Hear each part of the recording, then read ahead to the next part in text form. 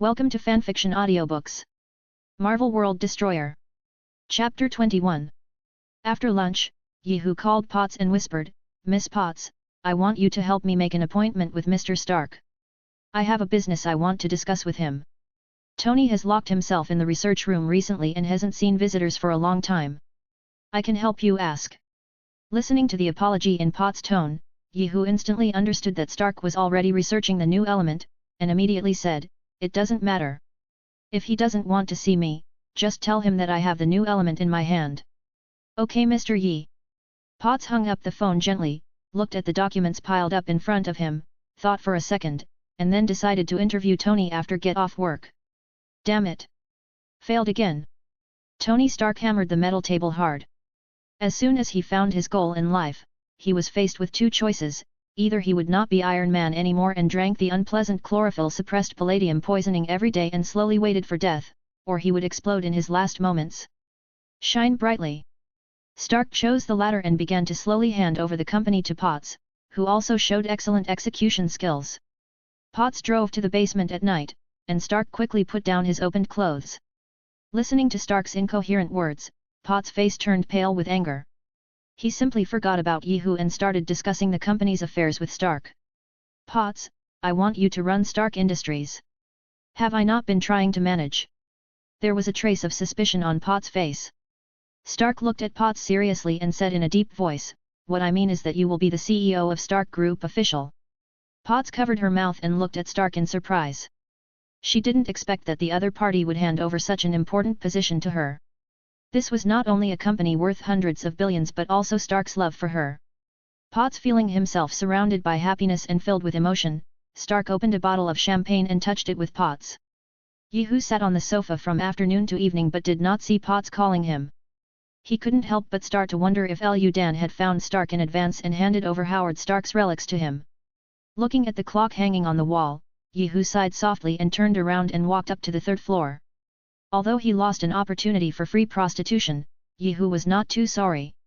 After all, he could now enjoy the dividends from Stark Industries and not too short of money.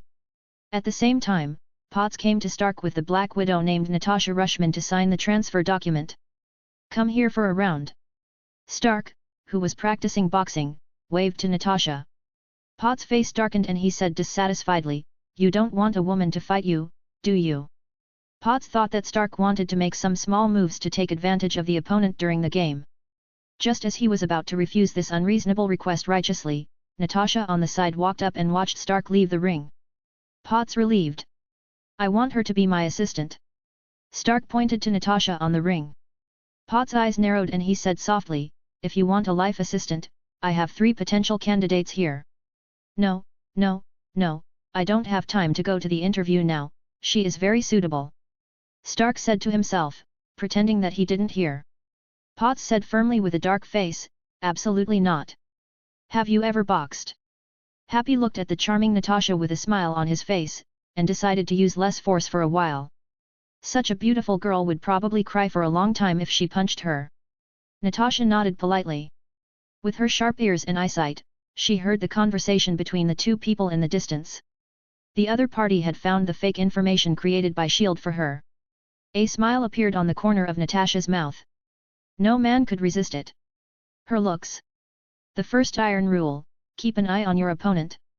Happy raised the corner of his mouth and punched lightly. Natasha quickly turned back and grabbed Happy's hand and locked the opponent to the ground with a Brazilian jiu-jitsu. She regained her composure. Happy felt a pain in his right arm. Potts, who noticed the movement here, let out an exclamation. She didn't expect Natasha to be able to kill Stark's personal bodyguard with one move. It seemed that besides being too beautiful, he was indeed a perfect life assistant. After some comparisons, Potts felt a little disgusted, but thinking about the document signed today, his mentality adjusted back. Stark's willingness to hand over the family business to him showed that his position in the other party's heart was very important. Natasha stood up slowly, picked up the document on the ground and handed it to Stark. After the other party finished signing, she whispered, "Is there anything else you can do, Mr. Stark?" "No, Ms. Romanx." Stark shook his head and watched the other party leave the room. If there was no palladium poisoning, he might be able to restrain his inner thoughts, but as time is running out, he just wants to indulge in the last moments. The equity transfer documents of K Industry will also be sent to Potts after his death. Seeing the desire in Stark's eyes, Potts shook his head. The other person looked exactly the same as before he went to Afghanistan. Potts suddenly remembered what Yi Hu had told him and quickly stopped Stark, who was about to leave. "Tony, the Mr. Yi who rescued you before wants to make an appointment with you." Stark stopped and flashed Tiger's face in his mind. If the other party hadn't saved Ethan, he wouldn't have given him a penny, especially since the other party had now become a shareholder of Stark Industries, giving him the opportunity to work for him. Illusion. "I don't want to see him, just find any reason to refuse, and I was not saved by him, I broke out of the encirclement with the mech I made." Stark poked his neck and looked dissatisfied. The other party was just a mutant who got superpowers by chance, so he didn't want to have anything to do with the other party. Potts sighed in embarrassment upon seeing this, and then remembered what Yi Hu had told him before, and quickly said, "The other party said that he has news about new energy sources. How about you meet him?" Stark was shocked and quickly looked at Potts, who had not changed, and breathed a sigh of relief. He didn't want the other person to know that he was about to die. After the other person was completely disappointed with him, he might feel a lot less sad. By then he will be almost dead, and the Stark group will be completely handed over to Potts. In this way, he will have no regrets. Thinking of this, Stark said softly, "Well, I'll have dinner with him for your sake."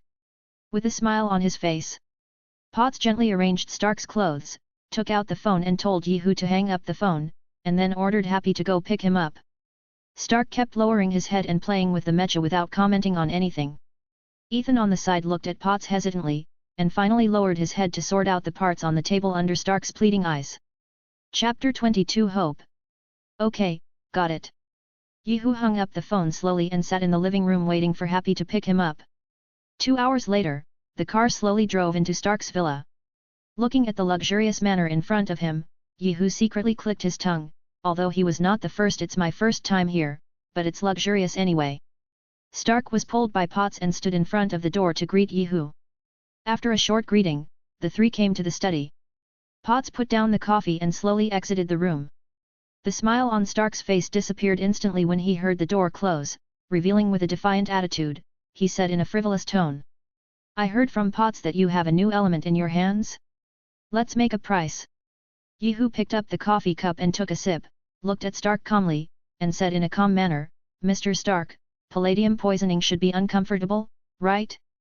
Let me guess how long you have to live, half a year or 3 months?" Stark's pupil shrank, his face darkened instantly, and he said in a cold tone, "Are you spying on me?" As soon as the words came out of Stark's mouth, Stark felt that it was impossible. Although the other party was a mutant, it was absolutely impossible to bypass Jarvis to spy on him. "Every move. Let's put forward your conditions." Stark stared at Yi Hu sharply. In his heart, he didn't have any extra money that he couldn't afford. It was nothing more than a little money. After thinking for a while, Yi Hu said softly, "I want SI 5% of Tuck Industries and you promise never to dilute it. Don't you have 10%? Stark frowned, hesitated for a few seconds and then said softly, "Okay, I can promise you. Happy cooperation." Yi Hu reached out his right hand and shook Stark, ignoring the other party's disgusted expression, and said in a low voice, "Didn't your father leave you a future city plan? Study it carefully. You have left behind a fortune." Stark's pupils shrank suddenly, and he immediately ordered Jarvis to call up the plan, and looked at the parallel map in front of him. Stark was stunned on the spot, and Yi Hu slowly stood up and walked towards the door. "Finally, I will give you a message for free. Someone is following you. They sent a woman named Natasha Romanoff to approach you and want you to join the SHIELD established by your father." After Yi Hu finished speaking, he closed the door of the room, refused Bosie's persuasion, and left the villa in a car under the leadership of Happy. In the scene, his eyes gradually turned cold. Looking at the projection in front of him, Stark began to transform his laboratory, and after everything was ready, he manipulated the prism accelerator to concentrate energy on a triangle. "When will Jarvis' new elements be ready for testing?" "Sir, the test will be completed in 3 hours." Stark nodded and looked at the projection in the air. He always thought that he surpassed his father Howard Stark, but the reality gave him a slap in the face. The new elements that he had no clue were created decades in advance by the other party. The heart that had been silent for a long time became active again. He wanted to surpass his father. Natasha, who returned to SHIELD, came to the director's office and nodded to Nick Fury, who was leaning on the seat. He has taken an interest in me and will move me around soon. Very good. Nick Fury nodded and said with a deep look, when the right opportunity comes, we will give him that thing and invite him to join. Natasha nodded and slowly exited the office. She met Coulson in the corridor. The two nodded lightly and didn't stop for much. Just after leaving Stark Villa, Yu received a message from Jessica that she and a man named Matt Murdoch founded an organization called the Defenders. After returning home, Yu called Jessica, who was working out.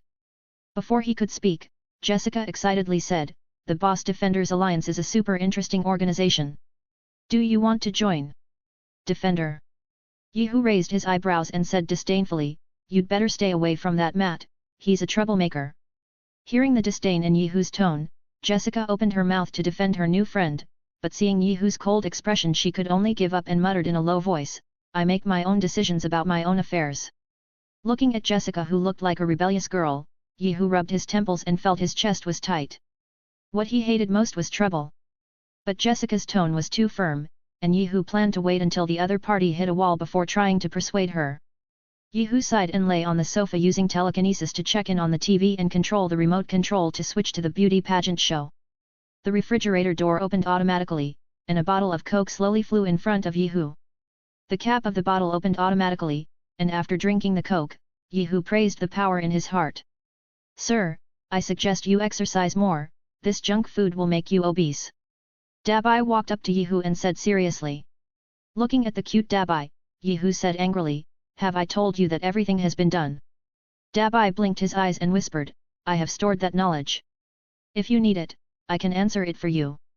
Looking at what was projected on the opponent's belly, Yihu rubbed his head and said with some pain, "I let you see this because you are already a mature robot and should learn to upgrade yourself." I don't really understand what you mean." Dabai looked at Yihu with an innocent face. The next day, Natasha dressed up and waited for Stark's call. She didn't receive any message until the evening, and the smile on her face gradually stiffened. "Tony, aren't you going to hire Natasha as your secretary?" Potts looked at Stark curiously. She felt that Tony seemed to be a different person today, not as flamboyant as before. "She's an agent of S.H.I.E.L.D. Stark put the cut steak into his mouth, his voice a little slurred. Potts frowned and was disgusted by S.H.I.E.L.D.'s actions. While the two were chatting happily, Jarvis suddenly reminded, "A beautiful lady came outside the door, sir, and said that she has something to give to you." After speaking, the situation of the door was projected in front of the two of them. Looking at Potts's eyes, Stark quickly explained, "I don't know her." "Really? I swear. Let her in, Jarvis." Potts covered his mouth and showed a smile at the corners of his eyes. Such Tony made her very interesting. After the woman came in, she glanced at Stark first and then took out her ID and said softly, "Mr. Stark, this is a court summons. I hope you will come to attend the hearing tomorrow." Potts stood up with a smile, took the flyer in the other party's hand, and said softly, "Is there anything else?" "Ma'am, if you don't have one, please leave." The woman glanced at Potts and then at the sumptuous dinner on the table. She nodded and turned towards the door. Potts put the flyer on the table. Stark just glanced at it casually, then raised his glass and touched it with Potts. Chapter 23 Kingpin. In a building in New York, a strong bald man casually threw a newspaper on the table, which clearly recorded the news that Daredevil and a woman teamed up to destroy 2 drug factories. Kingpin stood up and came to the window to look at New York under the night sky and said in a cold tone, "Find out that woman's information. I will make her pay the price." A man in black came out from the shadows, bowed respectfully, and then walked out of the office door. Half an hour later, Jin Bing frowned and looked at the only one page of information. After thinking for a second, he picked up the phone and dialed a number. Said coldly, "I have a task for you. I will send you information about the reward of 1 million yuan later. You can live or die as you wish." "Okay. Boss." Bullseye hangs up the phone with an intoxicated expression on his face. He enjoys the expression on the target's face before he dies. Looking at the man on the screen, Bullseye has more than a dozen modus operandi in his mind, and finally chooses to attack head-on. An ordinary person, he didn't take it seriously at all. With his throwing skills, he was confident that he would make the opponent run 30 meters first and then kill him with one blow. After changing his clothes, Bullseye came to Yihu's residence. After some searching, his eyes stayed on the third floor, looking at the black shadow in the window, the corners of Bullseye's mouth slightly raised, and he took out a fruit knife from his pocket and pointed towards the third floor. Throw it out of the window. The fruit knife stopped 10 centimeters in front of Yihu. Looking at the broken window, Yihu frowned, and slowly came to the balcony. His eyes finally stopped on a man. Seeing the other party slashing his throat towards him, Yihu curled his lips and used telekinesis to fix Bullseye in place, turned around and walked downstairs. Feeling the power coming from all around, a flash of panic flashed in Bullseye's indifferent eyes, and he immediately understood that the information was wrong. The other party was not an ordinary person at all, but a powerful mutant. Who sent you here? Seeing that the other party was silent, Yihu looked around and found no one, and then used his mind to move the Bullseye into the room. Jessica, who came back from work, looked at the man twitching in the living room, and gave Yihu a strange look. This man is here to kill me, I will leave the interrogation to you. After Yihu finished speaking, he got up and left the living room. Jessica frowned slightly, looked at the Bullseye on the ground and said slowly, "Are you sent by Jin Bin?" Bullseye's pupils shrank when he heard Kingpin's name. Although he secretly scolded the other party for providing false information, he did not reveal the other party out of professionalism. Looking at the silent Bullseye, Jessica felt a little troubled. Yihu stood on the second floor looking at the silent Jessica, and shook his head helplessly. Sooner or later, the other person's mentality of becoming a superhero would kill him. After dinner, Yihu took advantage of the night to bring Bullseye to the next floor. At the construction site. Half an hour later, Yihu slowly walked out of the construction site and looked at a building with cold eyes. He would always rather kill someone who wanted his life than let go. Seeing the disappearing red dot on the instrument, Jin took the elevator and left the building immediately with a blushing face, and posted information on the dark web, hiring bodyguards with 10 million. 10 minutes later, Yihu came to the bottom of the building, entered the security room, knocked the person unconscious, and started to activate surveillance. Seeing the person taking the elevator and leaving from the top floor, Yihu's face instantly darkened, and he said in a bad tone. "What a cunning mouse! Hey, 10 million? Hey, my little ones!" Wade accepted the task with a smile and quickly ran to the target location. Although his appearance had recovered, he still chose to return to his old career. In this world, it is impossible to have no money. Yihu was walking on the street and kicked a stone irritably. "Alley! Ouch! Who is so unethical?" Hearing the sound coming from the alley, a trace of embarrassment flashed across Yihu's face. Just as he was about to run away, a red figure appeared in front of him. Yihu frowned as he looked at the familiar figure. "Wade? Why are you here? Someone hired me to kill you for 10 million. But you are my good friend. How could I take it seriously?" Wade took off his hood and walked to Yihu's side in a low voice. He said, "Do you want me to take you to find him?" An hour later, the two came outside a house. Jinpin inside looked at Wade bringing Yihu over. A flash of excitement flashed on his face and he shouted through the loudspeaker, "Yes, yes, it's him. Bring him in. I'm going to torture him." As the distance approached, Jin Bing frowned and said tentatively, "Chop off his legs." Seeing the motionless weed kingpin with cold sweat on his forehead, he hurried to the underground entrance. Looking at the wrong password displayed on the screen, Kingpin felt his head buzzing. After thinking carefully, he entered the password again and a mechanical sound opened the door. "Open slowly." Hearing the footsteps getting closer, Jin Bin jumped down the passage. The 1-meter-thick mechanical door quickly merged. Yihu raised his foot and stamped a big hole in the floor. Looking at the figure desperately escaping in the distance, Wade looked sideways at Yihu and said softly, "I'm leaving first. I'll contact you later." As soon as he finished speaking, his arm slowly fell to the ground. If Yihu hadn't been maintaining the telepathy shield, he would probably the blood was about to smear all over his face. After teleporting home, Wade silently raised his half-missing left hand, cursing in his heart that he was unlucky. He opened the refrigerator and took out a bottle of beer. Seeing that there was no hope of escape, Jinpin stood up slowly, unbuttoned his clothes, opened his hands and faced Yi. The tiger came. The moment he got close to Yihu, the crutch in his hand shot a puff of gas forward. Seeing Yihu who had no reaction, Jin Bing showed a serious expression on his face. gently twisted the crutch and stabbed it straight at Yehu's chest. Looking at the crutch that stopped 5 centimeters in front of his chest, Yehu curled his lips and focused his telepathy on Jin Bing's head. As his telepathy strengthened, Jin Bing's head made a sound of bone cracking. As Yehu returned to the original route, a headless corpse slowly fell to the ground. In an underground laboratory somewhere, a burly man slowly put down the instrument in his hand and raised the corners of his mouth slightly. The morning news of the next day broadcast the scene in the safe house, characterizing the incident as a home invasion and robbery. Nick Fury held the document and said in a low voice, "Is this the Jessica he helped?" "Yes, Director Ferry." Carlson stepped forward and said softly, "We saw Jessica in the place where he lives. Let Natasha get in touch with her to see if she can absorb her." Nick Fury threw the document aside, with a flash of light in his eyes. He thought Professor. But now he has the opportunity to get in touch with the other party again, and he can also buy one and get one free. He believes that a notice of illegal entry will make the guy named Yehu make a wise choice. 2 mutants with extraordinary strength are enough to bring the strength of SHIELD to a higher level. The current SHIELD lacks powerful thugs. Chapter 24 Ivan Vank. After completing the replacement of the new energy source, Stark became much more energetic. Potts could clearly feel Tony's changes before and after. The vague estrangement before disappeared in an instant, and the two closed their eyes and slowly approached each other. At that time, Jarvis reminded aloud. "Sir, someone is visiting."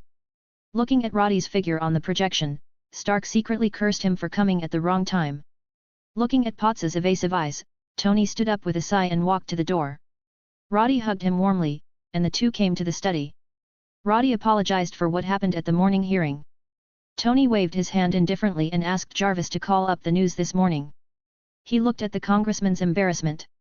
Looking around, Stark had a cheerful smile on his face. "Tony, I came here this time to actually buy you a mecha for the military." Roddy looked down at the wine glass in his hand, and Stark's body froze slightly. When he first provided arms to the military, Roddy was a colonel, but after he closed the weapons department, the military demoted him to lieutenant colonel.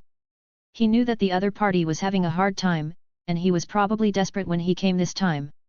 "Okay, for your sake, I can give up a mecha." Stark spread his hands and shrugged, picked up the wine glass and drank it down, patting Roddy's shoulder softly. He said, "Okay, buddy, don't look like this. I'll feel a lot more relaxed after giving it to them. Let's go see your little girl together." Seeing the concern in Stark's eyes, Roddy put away the self-blame in his heart. At this moment, he felt that everything was not so important. The two came to the basement talking and laughing. Tony pointed at the silver-white mecha and said softly, "Guys, go try it on." Roddy swallowed and slowly walked towards the mecha. No man could refuse this kind of mecha. Under the control of Jarvis, Roddy put on the mecha and flew out of the villa with Stark. The two were flying in the air doing various movements. Roddy soon fell in love with the feeling of free flying.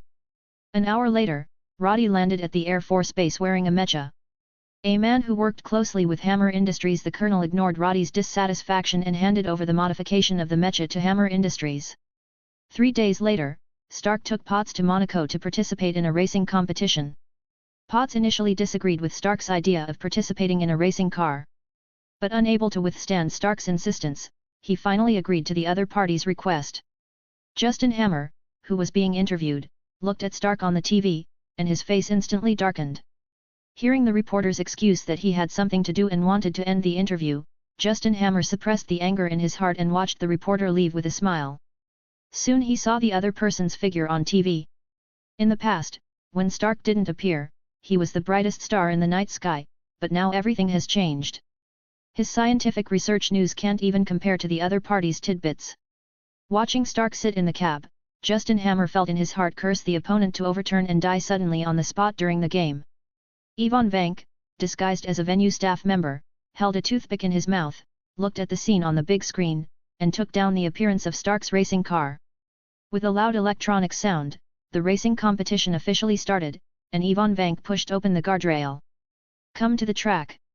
2 electric whips appeared instantly with his hands slightly swinging, and his shirt melted in the intense heat.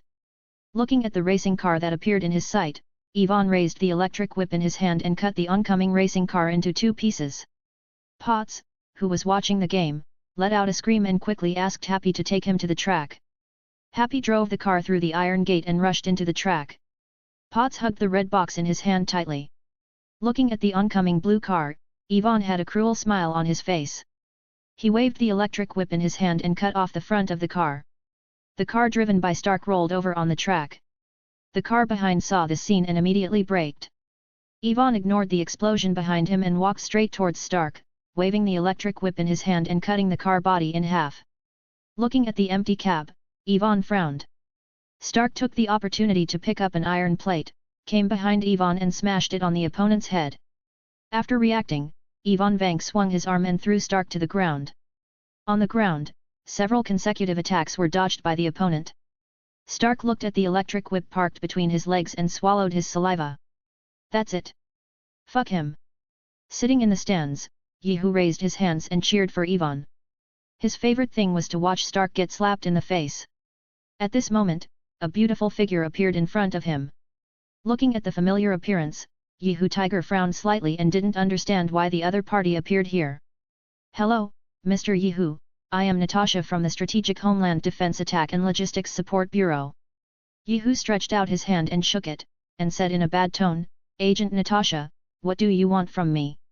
A trace of astonishment flashed in Natasha's eyes, and she saw disgust in the other person's eyes. Forget about being teased by Stark before, after all. The other person has a deep family background, but why do you, a mutant, look down on yourself? The anger accumulated in Natasha's heart instantly was ignited, and said in a bad tone.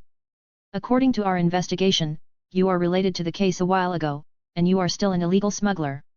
We have the right to detain you. Natasha's body tensed up in preparation for the sudden attack. Yehu frowned, not understanding what courage the other party had to stand in front of her and speak nonsense. He quickly flipped through the memories of his past life in his mind, and finally stopped at a woman with a strong head. Captain Marvel, Carol, the strongest trump card of SHIELD, except for the other party, no one else could fight back in front of her. Looking at Yehu, who was instantly nervous, Natasha raised the corners of her mouth slightly and said in a low voice, We want you to join SHIELD and be controlled. A trace of disgust flashed across Yehu's face. He didn't want to be monitored all the time. Although he couldn't defeat Carol, the worst result would be to escape to other worlds to avoid the limelight. Thinking of this, Yehu instantly felt emboldened and spoke forcefully. Said. It is impossible for me to accept your control. Yehu looked at Natasha with cold eyes, wrapped himself in spiritual power, and was ready to travel to other worlds at any time. We can hire people, but the premise is that you can't leave New York. Even if you want to leave, our people must follow you. Looking at Yehu, whose expression changed, Natasha said unhurriedly, In exchange, we won't go. Get in the way of your private life. Yehu was silent for a few seconds and then said in a cold tone, Don't bother me if you have nothing to do. Otherwise, you will be responsible for the consequences. Natasha chuckled and walked to the evacuation channel aside. Looking at Ivan being beaten by Stark in the distance, Yehu suddenly felt boring. The emergence of SHIELD disrupted his plan, and Carol was an existence he could not match. Looking at the world options on the system panel, Yehu's eyes flashed slightly and he sighed before closing the panel. Chapter 25 Hammer Industries. Looking at the reactor on Ivan Vanko's chest on the TV screen, an idea flashed through Justin Hammer's mind. This might be his chance to turn around. Stark came to the cell where Ivan was held, looked at Ivan, who was only wearing a pair of underwear, and said in a relaxed tone, It's a very good invention, but the speed is a bit low. But it can be considered a good imitation. Ivan looked at Stark calmly and said in a cold tone, My father, Anton Vank, worked with Howard Stark to develop the reactor, but in the end your father expelled him from the research team, causing my father to live in another country. Stark's eyes turned cold. He didn't want to hear these remarks and turned around to leave. Ivan said in a mocking tone, Palladium poisoning doesn't feel good. Stark, who walked to the door, paused and whispered, My father has already solved this problem for me. After speaking, he knocked on the door gently. After the iron door opened, Happy looked at the environment in the house nervously. Seeing that Ivan did not make any overreaction, everyone breathed a sigh of relief. At this time, Ivan was still immersed in Stark's words. How could a dead man solve the problem of palladium poisoning? After thinking about it, Ivan blamed Stark's stubbornness for this matter. Hammer bribed several guards to bring a bomb and a scapegoat into Ivan's room. Looking at the confused scapegoat, Ivan raised the corners of his mouth slightly. After knocking the opponent unconscious, he put the bomb on the wall and then picked up the key. Open the cell door. Following a violent explosion, the alarm in the prison immediately sounded. 2 prison guards put hoods on Ivan and escorted him to a transport vehicle. Half an hour later, the transport truck stopped in a factory. Justin Hammer sat at the dining table and tasted the delicious food. After seeing Ivan, he stood up slowly. Hello, my name is Justin Hammer. I am Tony Stark's enemy just like you. I think you need an investor. Let's join forces to kill his achievements. Ivan smiled disdainfully and whispered a few words in Russian. Hammer nodded with a smile and said in a relaxed tone, Man, I think you may need a translator. Seeing that the other party could not understand his words, Ivan's eyes flashed with contempt, and then he said in English, I want my little bird. Hammer looked at Ivan in surprise and then nodded and agreed to the other party's request. Early the next morning, Hammer took Ivan to the base in Queens, pointed to the neatly arranged mechas and said softly. They are all ready to be activated at any time. All we need now is the reactor. Ivan ignored Hammer's nonsense and walked quickly to the computer. Looking at Ivan who was working on the keyboard, Hammer showed a trace of ridicule at the corner of his mouth. He turned to his subordinate and said, Go and give him permission. Ivan ignored Hammer and successfully cracked the opponent's firewall after some operations. Hammer standing aside turned pale and stopped his subordinate who was about to leave and whispered, No need. Ivan checked the software in the mecha, cursed in a low voice in Russian, then switched to English and said in a deep voice, Your software is so weak. After saying that, he picked up the ladder and came to the mecha and pulled out the opponent's head. Seeing this, Hammer covered his face and said helplessly, Each set of these things is worth 125.7 million. As soon as he finished speaking, Hammer said he immediately remembered the reactor technology and quickly added, It's okay, you can take these things apart and check them at will. Ivan was full of disdain for Hammer. He had 9 ways to trick this idiot. He decided to make good use of the opponent's resources to build mechas to avenge Stark. The reason why he was defeated last time was the slow speed of the reactor. There is also the problem of insufficient funds. He believed that as long as he built the mecha, Stark's small body could fight 5 of them. After a conversation, the two reached a consensus. After sending each other off, Ivan showed a trace of sarcasm on his face and began to reprogram the mecha. Through investigation, Nick Fury found that Stark had no signs of palladium poisoning. The 3 characters' new element immediately appeared in his mind. He walked quickly to the safe and looked at the objects placed inside. Nick Fury's eyes narrowed slightly and Stark was shocked by his talent. Faced with this kind of genius, he decided to take the lead. Natasha stood at the door and knocked on the door. Nick Fury closed the safe and said in a relaxed tone, What's the matter? Agent Natasha. Director. The guy named Yehu did not agree to join us, but he is willing to accept employment. Natasha's tone was very soft, and Nick Fury curled his lips. Guys who suddenly gain power are generally not obedient tools. He is a human being, but as long as he agrees to hire him, he will sooner or later be able to turn the other party into a tool, and he can even kick him away if something goes wrong. You did a good job on this mission. Come with me to meet Stark later.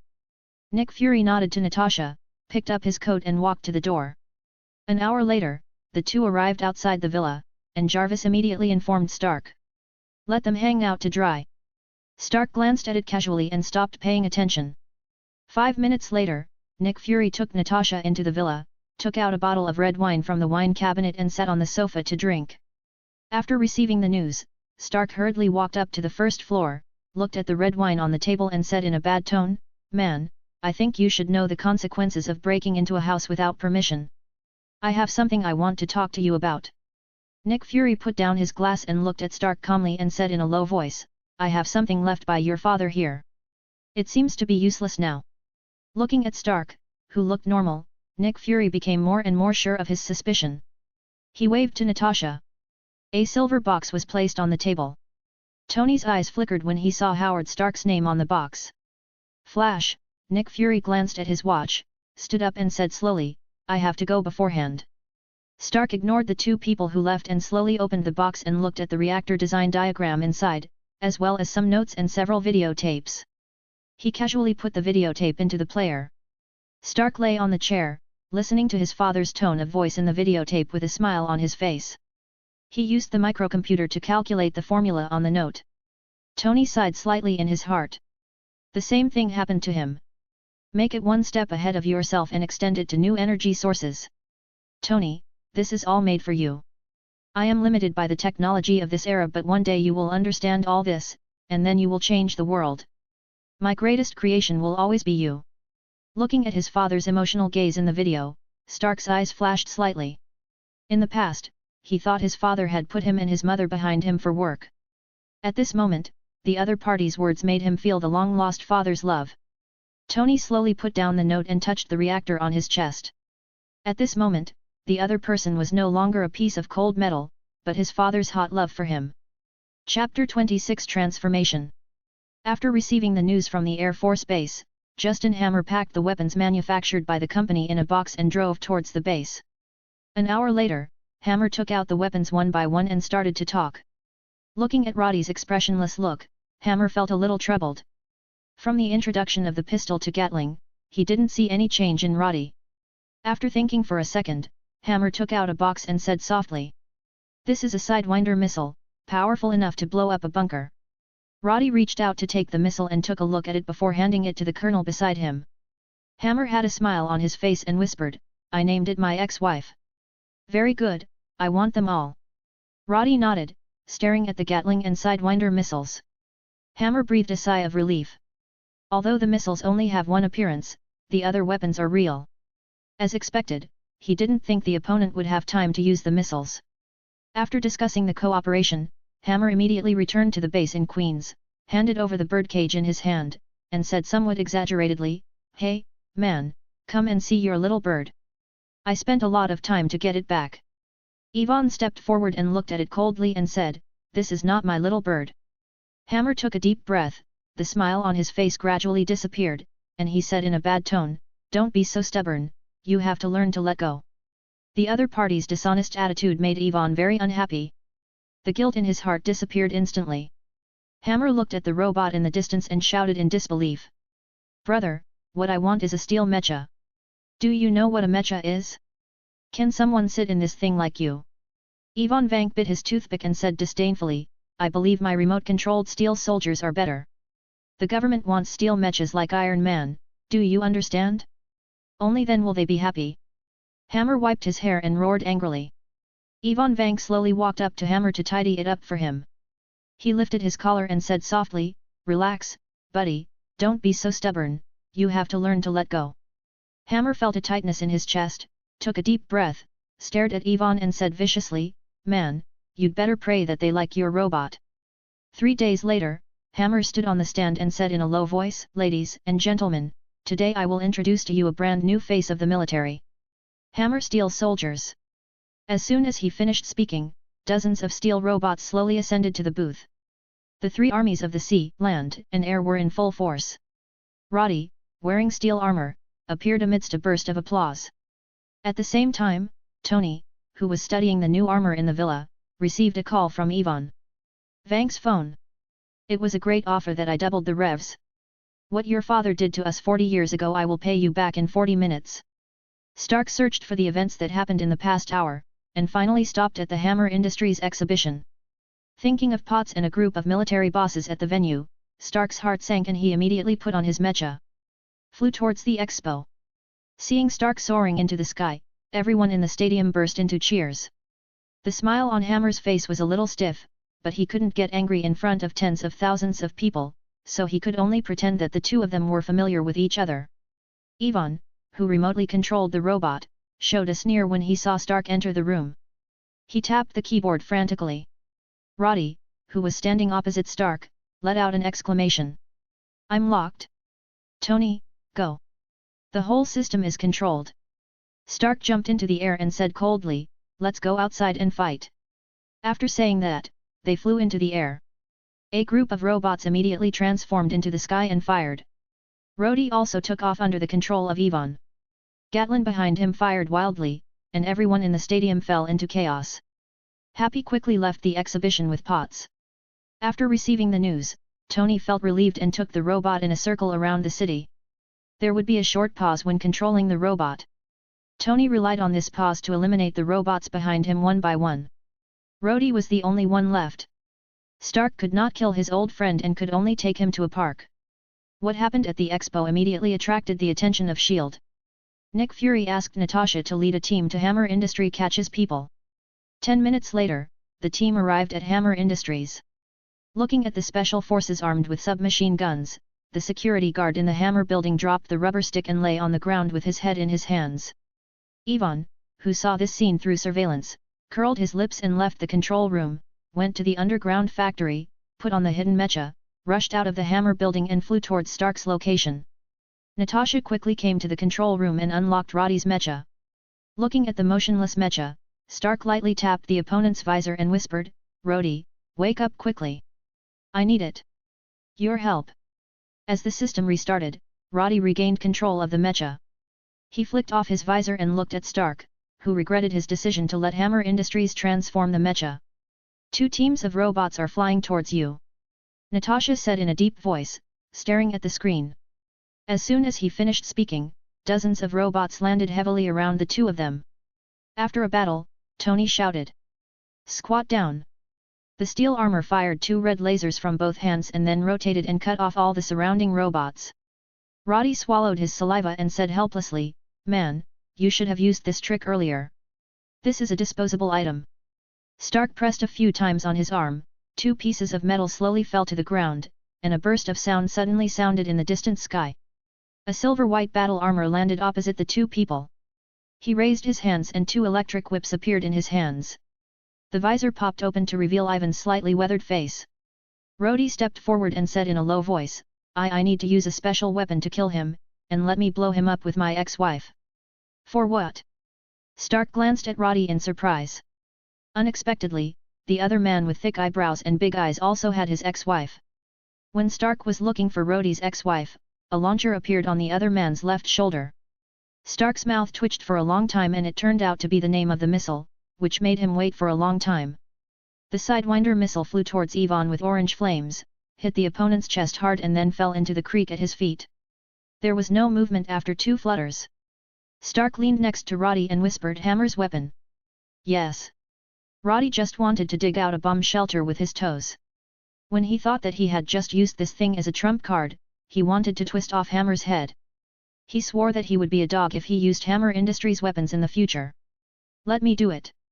Stark took a step forward, with 2 rows of launchers exposed on his shoulders.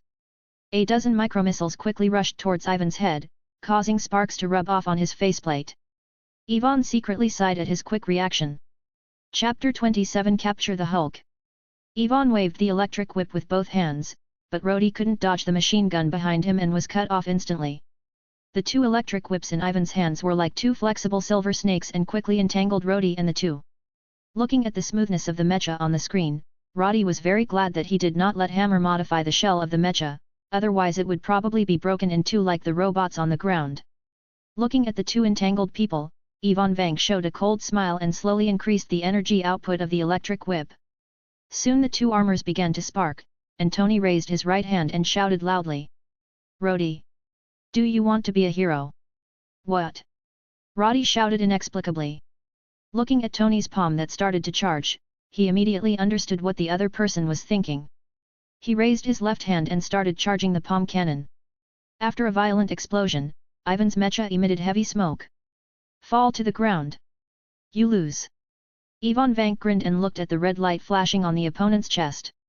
Stark's expression changed and he quickly flew to the Hammer exhibition hall. Many robots died there. Potts would definitely not survive if it exploded. After the 2 left, Yehu strolled up to Ivan, wrapped him with his thoughts to resist the explosion, handed out a contract to the dying Ivan and said softly, "Sign it if you want to live." Ivan opened his mouth with a bright smile, and wrote the word Ivan with his trembling right hand. The contract scroll quickly turned into ashes. Yehu had an idea and put Ivan Vank into the contract space. Where can he slowly recover the injuries of the contracted creature? The reason why Ivan was saved this time was because of his talent and computer skills. Dabai always saved the information and could not comprehend it and upgrade himself. Yehu wanted Ivan to try whether he could upgrade the opponent. Although the cute and silly Dabai is cute, he needs a smart and capable artificial intelligence to assist him. Stark quickly rushed towards Potts and caught him flying into the sky at the last second before the explosion. Looking at the expo exploding everywhere, Potts felt a headache and began to think about how to deal with the media tomorrow. At the same time, Banner, who was reclusive in Rio de Janeiro, dripped his own blood into an empty bottle because of a mistake, and sold it to the other side of the ocean as the drink was injected. An old man accidentally drank a bottle of a drink with no added ingredients and was sent to the hospital. After learning the news, General Ross immediately asked his confidants to recruit powerful soldiers to go with him to capture Banner. Watching Banner, a woman who was bullied by a gangster, hesitate for a few seconds and then choose to leave. The woman's eyes dimmed slightly as she watched Banner's leaving figure. She had liked Banner for a long time, but his performance made her so disappointed. Let her go. Banner pushed away the gangsters blocking the way and protected the woman behind him. Just when everyone thought a fight was about to break out, the owner of the soda fountain loudly scolded several gangsters. Facing the boss who paid them wages, they could only bow their heads and admit their mistakes, but in the end they hated Banner in their hearts. At the same time, a military plane slowly flew over Rio de Janeiro, where Banner was located. Yehu released Ivan Vank in the basement, and he began to feel the power of the contract space in his heart. It is really amazing that he can save this ability with only one breath left. Is there anything I can do to help you, boss? Ivan Vank lowered his head and spoke very softly, without the arrogance of the past. Yehu pointed at the bewildered Dabai and whispered, I want to upgrade him so that he can better assist me. I understand, boss. Ivan nodded and came to Dabai's side to use the crude equipment in the basement to examine him. After 5 minutes, Ivan took off his sunglasses. Boss, with all due respect, this thing should be a doctor. If you need it, I can make a rudimentary artificial intelligence for you to help you deal with some daily problems. Yehu looked at Dabai in a daze and said helplessly, okay, then you can delete those things that have nothing to do with medicine in its body. 10 minutes later, Yehu took the list of materials written by Ivan and left the basement with Dabai. The only sound left in the empty basement was the sound of Ivan typing on the keyboard. Ivan, who was holding a toothpick in his mouth, once again had the same indifference and arrogance on his face. The contract will only make the contracted respect Yehu from the heart and will not change their character. At this moment, Ivan is making artificial intelligence while thinking about how to take revenge on Stark. Arriving at the living room, Yehu asked Dabai to go find Jessica to play. Just as he was about to go out, he heard the news on TV that an old man died from drinking a highly toxic drink. After some emotion, he wrote down the name of the drink and decided to do it in the future. I won't buy anything from this brand anymore. Yehu spent 500,000 to buy back the equipment that Ivan wanted. Many of the items were bought from the second-hand market, and the regular products have been discontinued. Yehu began to think about whether he should inadvertently reveal to the billionaire identity of. Although his status was very high and he could only live off his annual dividends, when he thought about how fast scientific research burned money, Yehu suddenly felt that these second-hand goods were very pleasing to the eye, and gave a thumbs up to Ivan, who was diligent and thrifty. And I hope Jessica can follow suit and get rid of the corrosion of cosmetics and expensive bags as soon as possible. The other party has now become a star detective. If the Stark Industries stock is not included, the other party's wealth can be 8 blocks behind him, but it does not affect him. Jessica's idea of not paying rent. Yehu crossed his arms and looked at the busy Ivan. Although he didn't understand what the other party was doing, it didn't affect him in the slightest. Are these used for artificial intelligence? No boss, where is the artificial intelligence? These are just for me to study the reactor. Ivan pointed to the motherboard on the table and lowered his head to start debugging the equipment. Yehu stepped forward and picked up the motherboard with a look of confusion on his face. He didn't understand how to use this thing. He wanted to ask but was afraid that the other party would despise him. After all, in the movie Justin Hammer is no less despised by Ivan. Justin Hammer is not having a good time now. He slapped the military in the face and ruined the Stark Industries Expo. Countless people were killed and injured. Not surprisingly, he should be in prison picking up soap for the rest of his life. How should I use this thing? Do I need a host? Hearing this, Ivan stopped what he was doing and looked up at Yehu and said softly, yes boss, if you like, you can buy a projector. I have designed a little surprise for you. Ahem, I'm not that kind of person. Yehu picked up the motherboard and walked out of the basement quickly, took out his mobile phone and eagerly ordered a host computer and the most advanced projection equipment. It doesn't matter whether you are surprised or not. The main thing is not to chill your subordinates' hearts. It wasn't until the next day that the shop owner delivered the host to his door. Yehu asked the accompanying workers to install it in his bedroom. After the others left, Yehu locked the doors and windows, drew the curtains, and slowly pressed the power button. A crisp sound echoed in the room. Ringing inside. "Sir, Alyssa is at your service." Yehu looked at the projection equipment expectantly and looked at the King Kong Barbie in front of him. Yehu decided to withdraw his praise for Yvonne and blacklist him. Chapter 28 Failed to capture. Occasionally, a few barking dogs were heard at night in Rio de Janeiro. Banner, who had been sleeping lightly, suddenly woke up. The familiar barking sounds gradually disappeared. Banner, who had been hunted all year round, immediately realized that he had been exposed. He quickly got up and made a dummy, lying on the bed with his computer on his back, taking out the rope and preparing to escape. Several soldiers stood at the door and used miniature cameras to check what was going on inside. They looked at the figure lying on the bed and felt relieved. Just when they wanted to take a closer look, the black dog in the house came to the door and pushed the unknown object with its head. Watching the other party quickly shrink back, the black dog growled twice and made a defensive posture. Brinsky walked quickly to the door and kicked open the wooden door. He held a submachine gun and fired at the bed. After hearing something wrong, he opened the quilt and saw that it was indeed a dummy. Banner, who was halfway up, heard the gunshots upstairs and his body trembled slightly. Mary, who was taking a shower, came to the window and saw a black figure swinging outside the window and screamed subconsciously. Banner anxiously made a silent gesture. After seeing clearly that it was Banner, Mary stopped shouting and reached out to help him into the room. Blonsky, who came to the window to check, felt very unhappy when he looked at the swinging ropes and the dense alleys around him, and shot him in the dark. The dog anesthetizes the other person. Banner, who was afraid that General Ross would search the entire building, said goodbye to Mary in a hurry. As soon as he ran out of the alley, he was seen by Blonsky, who was leading the search. Banner relied on his familiarity with the terrain to leave the pursuers behind.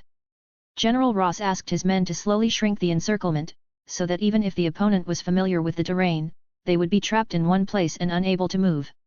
Banner encounters a gangster who bullies Mary and runs into the soda factory that he is most familiar with. Several gangsters quickly find the hidden Banner by virtue of their familiarity with the factory. The military people also arrived at this time. Anxious Banner could no longer control his emotions. His body suddenly grew bigger and broke the heart rate monitor on his wrist. Looking at the tall figure in the night vision device, Brinsky let out an exclamation. After a battle, Banner broke through the wall of the factory and ran towards the forest in the distance. The combat team that entered the factory were all killed except Brinsky. This is the computer he left behind. General, should you tell me what that thing is? If he hadn't suddenly appeared, we would have caught Banner. Brinsky threw the computer on the table and stared at General Ross with burning eyes. The female assistant on the side opened the computer and picked up a cut newspaper. Her expression changed slightly. Brinsky took the newspaper and said in a low tone. "Is this his girlfriend? Is she helping Banner?" General Ross reached for the newspaper and looked at the photo of his daughter on it, carefully folded it and put it in his pocket, and said calmly, "This matter has nothing to do with her. They have been separated for a long time. That monster is Banner. What I want to say next, are you sure you want to listen to the secrets?" "Private." "Yes, General. I have participated in countless battles, large and small, and have never failed in any battle. I need to understand my opponent." Ross nodded and ordered the team to return. Blonsky did not continue to ask questions. This was obviously not a place to discuss military secrets. After returning to the base, Ross took Blonsky to a factory. "You should have heard about the country's infantry weapons research and development program. Super soldier." Blonsky whispered, thinking of Steve Rogers, the first known successful example of a super soldier. "That's right." General Ross nodded and confirmed Bronsky's conjecture, and said in a calm tone, "I ordered them to restart the experiment." Banner didn't know what the research was about. He only thought it was radiation resistance research. In the end, he believed too much in himself. The judgment caused the body to mutate, and the super serum we developed also came to a standstill. Bronsky nodded slightly and became very interested in the so-called serum. General Ross looked at the other person's expression and raised the corners of his mouth slightly, and said in a low voice, "I have a way to make you stronger." Vronsky's eyes lit up and the image of Banner after his transformation appeared in his mind. That kind of power was what he had dreamed of. After signing a series of confidentiality agreements, Vronsky got his wish by injecting the serum. Although the amount was small, the improvement was still considerable. After a long journey, Banner returned to Virginia and looked at the familiar campus. Past memories flashed through his mind. In addition to getting research materials, Banner wanted to see how Betty was doing when he returned this time. Wandering downstairs of the School of Biological Research and looking at the familiar building, Banner felt a vague expectation in his heart. Over the years, he had used Betty's photos to motivate himself not to be controlled by the Hulk. He had fantasized about the two meeting each other countless times, but after seeing the real person, he was a little at a loss. He didn't know what identity he should use to see the other party. At this moment, Betty showed a surprised smile in his direction. Banner lowered his head and hid behind the big tree. He was a little surprised. He didn't expect that the other party would still recognize him after not seeing him for several years. Just when he mustered up the courage to recognize Betty, a figure slowly walked up to Betty. Watching the two hug each other, Banner felt a pain in his heart. Banner stared at the direction where the two left with complicated eyes, sighed, and then went downstairs to the laboratory where he was working, and immediately gave up the idea of sneaking in after seeing the security guard who checked the work card. After wandering around, he came to the pizzeria outside the school. The boss hugged Banner excitedly, talking about what happened after he left, and subconsciously covered his mouth when he mentioned Betty. "She has a boyfriend, right?" Banner said with a complicated expression, "I saw them today." I heard that he is a top neurologist, he is not bad." Okay." Banner shook his head and didn't want to talk about this topic. He said hesitantly, "I need a place to stay for a few nights." "No problem, you can use the empty room upstairs." The boss pointed to the second floor very generously. Early the next morning, Banner pretended to be a takeaway deliveryman and came downstairs to the laboratory with pizza, and slowly walked to the security guard. The room whispered, "Hey, dude. Takeaway on the 5th floor. Everyone on the 5th floor is gone." The security guard closed the newspaper with a hint of doubt in his tone. Banner took off his hat and said dejectedly, "Oh my god. I'll be in trouble if I don't receive the money. Please let me go up and take a look." Seeing the security guard looking businesslike, Banner said softly, "There just happened to be an extra piece of pizza. My treat."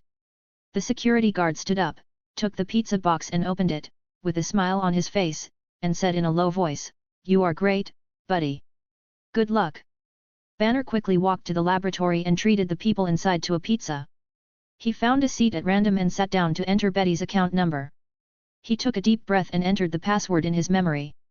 He clenched his fists excitedly when he saw the successfully logged-in account. After some searching, he did not find the research materials he wanted, so he informed Mr. Lan of the news and returned to the pizzeria to start packing. 29th Academy Battle. Stanley. Banner walked downstairs and shouted his boss's name loudly and opened the door just in time to meet Betty's eyes. Betty gently pushed Leonard open while watching the shaking back door. When he came to the back street and looked at the quiet alley, he whispered, "Bruce." Looking at his uneasy girlfriend Leonard, he wanted to step forward to comfort him but was avoided. "Stanley, tell me the truth, is Bruce back?" Seeing Betty's serious look, the pizza shop owner nodded helplessly. Leonard, who was standing behind the two of them, had a bad feeling in his heart. He wanted to say something, but he swallowed the words back. Because Betty had already ran out of the restaurant and the other party's attitude made him understand that no matter what he said, he could not save the relationship. Leonard's body swayed slightly and he slowly sat down while holding on to the counter. There were many thoughts in his mind. Stanley stood aside and didn't know how to comfort this devastated man. Banner walked on the road in the rain and met Betty, who was driving away on the bridge. Betty opened the door and ran to Banner and said in a choked voice, "Bruce, please, go back with me, please." After hugging each other for a while, Betty took Banner back to her villa, handed a USB flash drive to Dudang and said softly, "Here are all the research materials. I copied them before they arrived. I hope it can help you." "Thank you." Banner Yugi took the U-disc in surprise and held it tightly in his hand. With this, he could go to Mr. Lan to help him destroy the Hulk so that he could live in the sun again. Leonard, who looked dispirited, told General Ross about the two of them. The next day, the two planned to revisit their old places. Betty took Banner to CAF University and walked the same path again. Although he wanted to leave quickly, Banner finally chose to accompany the other party for a while. Maybe this would be the best memory for the rest of his life. Just as the two were talking about the past, several dark green figures appeared in the distant buildings. "They are coming," Banner whispered, holding Betty tightly with both hands and saying in a serious tone, "Listen. You must try to stay away from me for a while." After Banner finished speaking, he turned around and ran a series of military vehicles across the campus. Banner fled all the way to the library, took out the USB flash drive, hesitated for 2 seconds and then swallowed it. After a chase, Banner transformed into the Hulk. Betty looked at the transformed Banner in shock. The special operations team who had been on standby immediately concentrated their firepower and shot at the Hulk. The 7.62mm bullets hitting the Hulk could only make him feel pain. Upon seeing this, Ross immediately asked Blonsky to go out and prepare to test the opponent's combat effectiveness. Blonsky quickly rushed towards the Hulk with a grenade gun. Each grenade fired could make the opponent take a step back. Blonsky rushed faster and faster, feeling the blood in his body boiling. He jumped up and threw the empty grenade gun at Hulk, quickly pulled out his pistol and started firing. The angry Hulk roared, picked up 2 iron plates and smashed them at Blonsky. The violent explosion attracted 2 students. One of the photography majors quickly took out his mobile phone and started recording a video. Seeing Blonsky's outstanding performance, General Ross smiled on his face and felt that his super soldier plan was promising. "Lead him to the sonic cannon." Ross took out the walkie-talkie and yelled loudly. After receiving the order, Blinsky ran quickly to the predetermined location, watching the Hulk getting closer behind him and shouting, "Fire!" After speaking, he jumped up into the sky with all his strength, and in the next second, 2 powerful sound waves quickly skipped under his feet, and the huge force threw him into the air. Hulk put down the iron plate and covered his head tightly with a painful expression on his face. Rolling back and forth in the sound waves. "Father, please, please. You will kill him." Betty grabbed General Ross's arm and begged bitterly. Hulk, who was half kneeling on the ground, immediately felt a surge of strength in his body when he saw this scene. Holding the iron plate firmly with both hands, he stepped forward firmly. He threw the iron plate with his left hand and successfully destroyed a sonic car. He jumped hard and landed on the last sonic car. Armed helicopter. Blonsky picked up the submachine gun on the ground and fired at Hulk. "Is this all you can do?" Blinsky walked slowly in front of Hulk. He had successfully avoided the opponent's attack before, which gave him a little confidence, and he was ready to defeat him by relying on his rich fighting experience. Hulk quickly kicked out his right leg and kicked Blonsky 5 meters away and slammed into a big tree. General Ross immediately ordered to retreat and prepare to command the armed helicopter remotely. Betty slowly approached Hulk and whispered, "Bruce." Hulk, who was very irritable at first, slowly disappeared the fierce light in his eyes the moment he saw Betty. At this moment, an armed helicopter came over the two of them, and the machine guns on both sides began to tilt the bullets. "Protect in your arms." "No. Betty." General Ross, who saw this scene, picked up the walkie-talkie and roared loudly, "Damn it! Stop shooting!" Hulk threw the last piece of iron in his hand at the helicopter to cut off the opponent's propeller. The armed helicopter slammed into Hulk with thick smoke. After a violent explosion, Hulk hugged the unconscious Betty and stared at him intently. With Ross.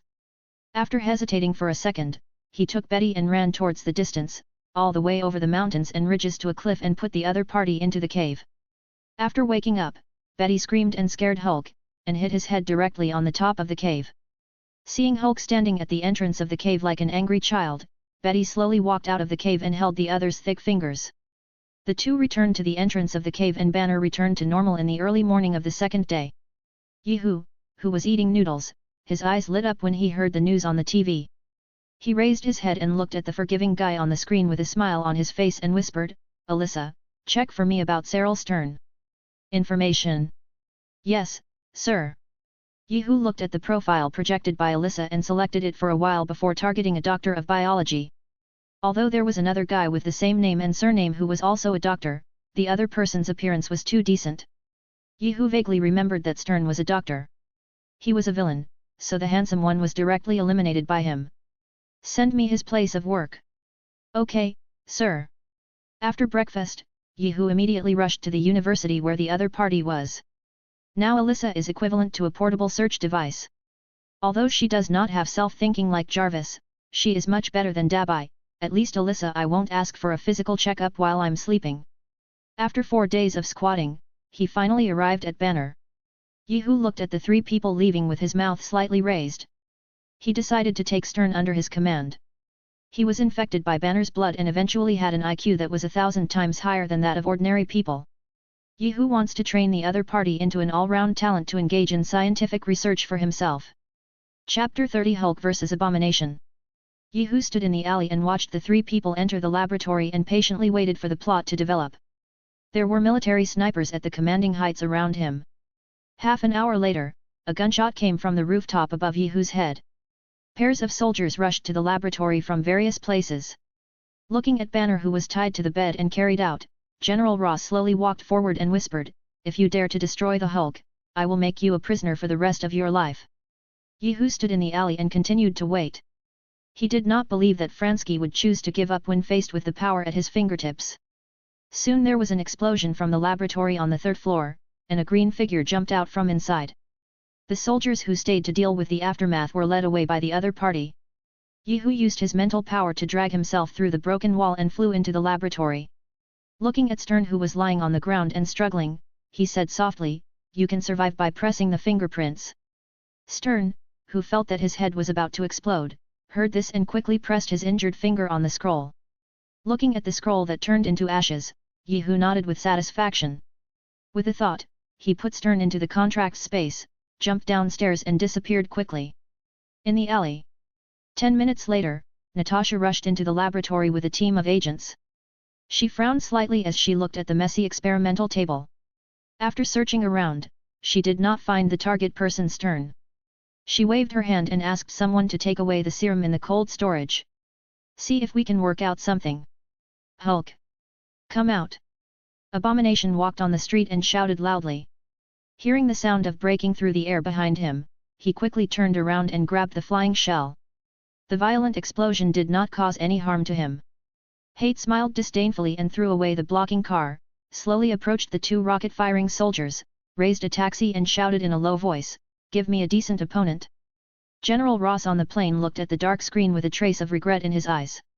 Looking at the chaotic neighborhood below, Banner said firmly, "Let me go. This happened because of us."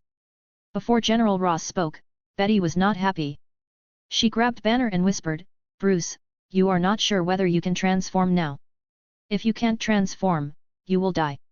Looking at Betty's concerned eyes, Banner hesitated for a second and then said in a deep voice, "I have to go." General Ross asked someone to open the hatch. Banner closed his eyes and lay back with his hands spread out. After a few seconds, he opened his eyes and said a little decadently, "Damn it." After a loud noise, Banner hit the ground. Yehu, who was sitting on the rooftop, trembled slightly when he saw this scene. He felt pain just looking at this scene. Abomination turned around and looked at the figure emerging from the hole with a bloodthirsty smile in his eyes. He roared and rushed towards Hulk. The 2 giants collided hard. Hulk, who had been baptized by the potion, was obviously a little weak and was soon killed. Hatred pressed him to the ground and rubbed him. This feeling of being humiliated made him extremely angry and his strength slowly increased. "Wow, the view here is really good." Stark's mean voice sounded behind Yehu. Natasha slowly walked up to Yehu and said in a bad tone, "Shouldn't you stop them from destroying the city? Can this rate of destruction destroy a city in a week?" Yehu curled his lips and said disdainfully, "Besides, it's none of my business if they destroy the city. This city is not my property and I have no obligation to protect it." Nick Fury, who was directing operations from a distance, frowned slightly when he heard this. What he hated the most was this kind of guy who did whatever he wanted. Unlike those heroes who have justice in their hearts, as long as you find their beliefs and guide them, they can turn the other party into an obedient one. "Tool man. I don't agree with your idea." Stark opened his visor and showed a serious expression. Yehu drank the coke in his hand, stood up, patted the dust on his butt and whispered, "So you will be bound by fame. Look away. Superhero is just a title. People are always forgetful. No matter how much you do, as long as you make one mistake, all your previous achievements will not count. If I can't live as I want, what's the use of this superpower?" Stark looked sideways at Yehu who was leaving, his eyes flashing slightly, and finally chose to close his visor and rush towards Abomination. Natasha looked at Yihu suspended in midair and said in a deep voice, "We had an agreement." "You mean hiring?" Yihu looked sideways at Natasha and said in a low voice, "I'm not feeling well today so I won't accept the mission." 5 million. Hey, I suddenly feel better again. Yihu looked at Natasha with a smile and whispered, "Who does the boss want me to kill? Living or dead?" The corners of Natasha's mouth twitched slightly, and Yihu, who was not used to the transition, listened to the voice in the earphones and said softly, "The ugly one needs to live." At this moment, Stark, who underestimated the enemy, was grabbed by his right foot and thrown back by Abomination.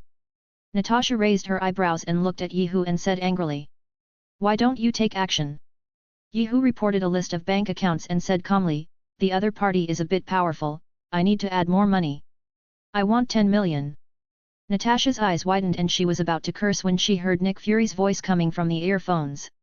She clenched her fists and said unhappily, "Okay, the money will be sent to you right away. If you don't do it right, you'll have to bear the consequences."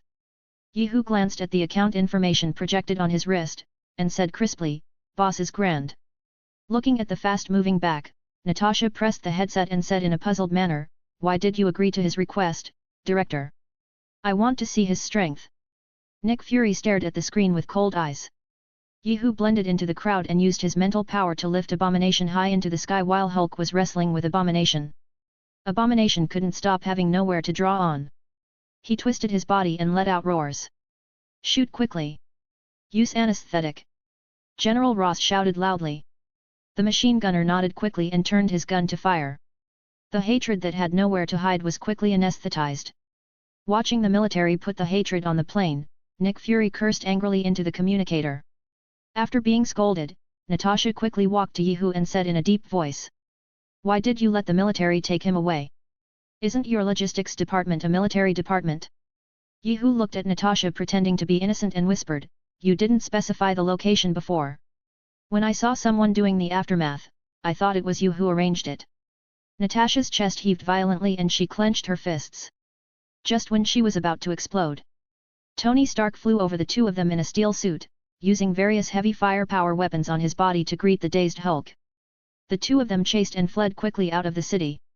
By the time Natasha came back to her senses, Yihu had disappeared. Back in the basement, Yihu released Stern and looked at the other person's raised skull with a trace of curiosity on his face. "Boss, thank you for your life-saving grace." Stern bowed his head and saluted Yihu with eyes full of respect. Yihu took out a bank card from his arms and handed it to the other person and said in a calm tone, "There is 10 million startup capital in it. You can take Yvonne to Africa to establish a business base." "It's boss," the two said in unison. Chapter 31 Asgard. In order to retaliate for Yihu's little trick last night, Nick Fury gave him free publicity.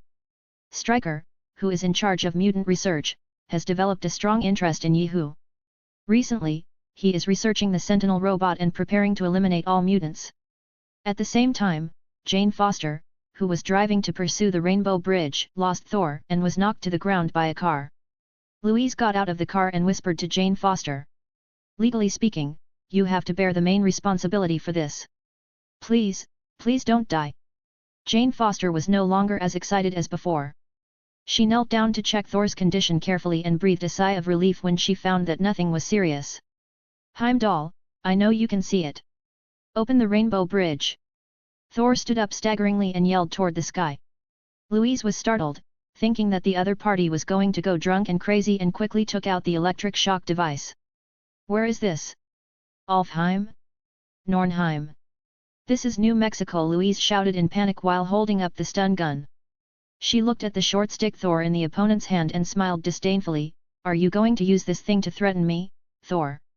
Louise watched Thor walking towards her and subconsciously pulled the trigger, and a violent sound of electric current sounded in the open plains. Jane Foster and Professor Eric looked at Louise with devilish expressions, saying in their hearts that the good guy not only hit someone with his car but also attacked them with a stun gun. It was hard to explain. "He scared me." Louise gasped for breath and looked overly frightened. Professor Eric dragged Sol into the car and rushed to the nearest hospital at full speed. At this moment, a meteor streaked across the sky and hit the ground hard, causing a burst of dust. While the three of them were registering at the front desk, Thor slowly woke up in the ward and looked at the man in white who kept approaching him and yelled, "How dare you attack the son of Odin? The physical fitness of ordinary people in Asgard is 2 or 3 times that of people on Earth, let alone Thor who has royal blood."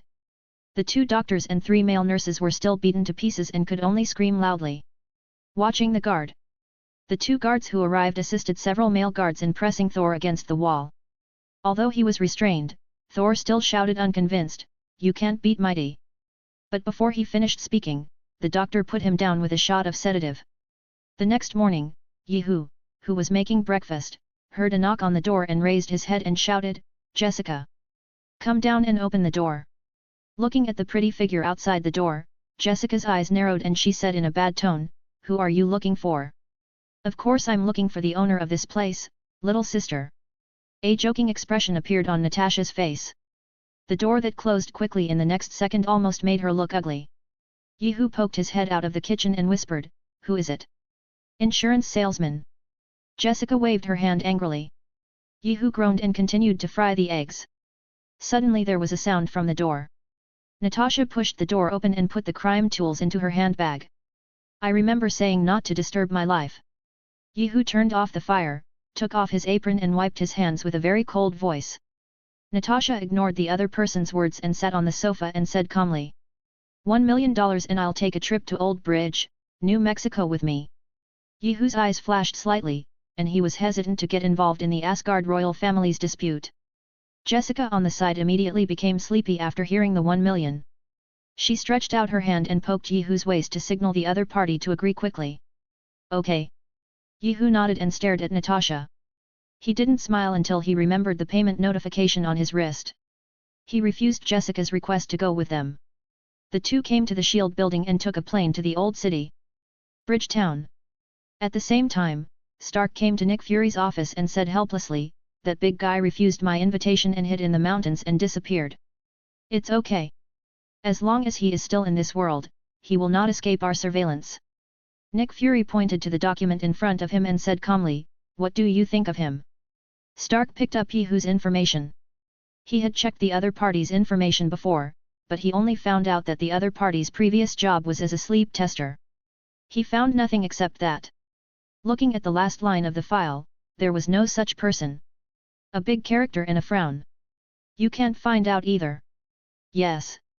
Nick Fury spread his hands and said with a heavy tone, "I suspect that he is an alien who smuggled over. There is no record of his entry with the man in black." Stark threw the file on the table and quickly flashed through the information he had seen these days in his mind.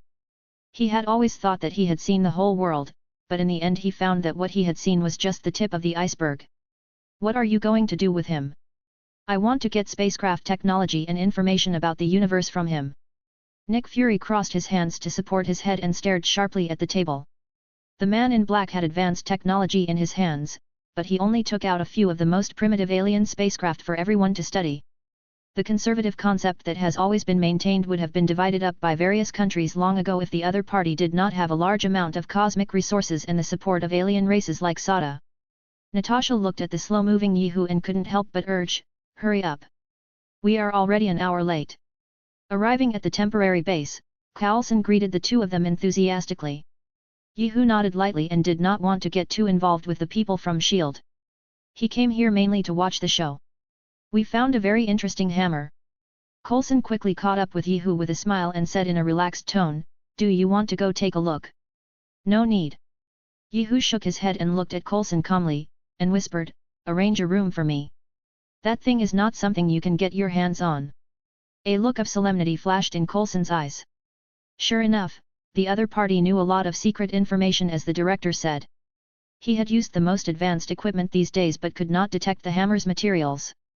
"Mr. Yi seems to know information about that hammer." Coulson came to Yehu and guided him in the direction. 5 minutes later, the two came to a room. Yehu looked at Coulson, who was trying to squeeze in, and said irritably, "I don't like sleeping in the same room with a man. That thing is called Thor's hammer. Before you want to take other people's things, think about whether you have the ability to withstand the other person's anger." Looking at the closed door, Coulson put away his smile and quickly walked back to the temporary command room to report the incident. If he had heard this before joining S.H.I.E.L.D., he would have just regarded it as a joke. Carlson, we no longer believe that humans are the only intelligent creatures in the universe. After receiving the news, Nick Fury's expression became serious. If Thor was real, then would Odin, Zeus, and other mythical characters also exist? Thinking of the descriptions of those characters in mythology, Nick Fury felt his scalp numb. The current Earth cannot face such a level of existence. After telling Carlson to be careful, Nick Fury called the Security Council and reported the situation.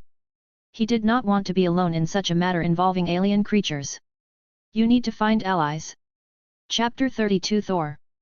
Thor was lying on the hospital bed and struggling constantly, and the beaten doctor was discussing whether Thor was on drugs in the duty room. Seeing the hazy figure in the photo taken, Jane Foster screamed, dragging Professor Eric and his best friend Daisy to the hospital. The three came to the ward but did not find Thor. Back in the car, Jane Foster reversed the car while discussing how to find each other with the two, and just knocked Thor down when he walked out of the hospital.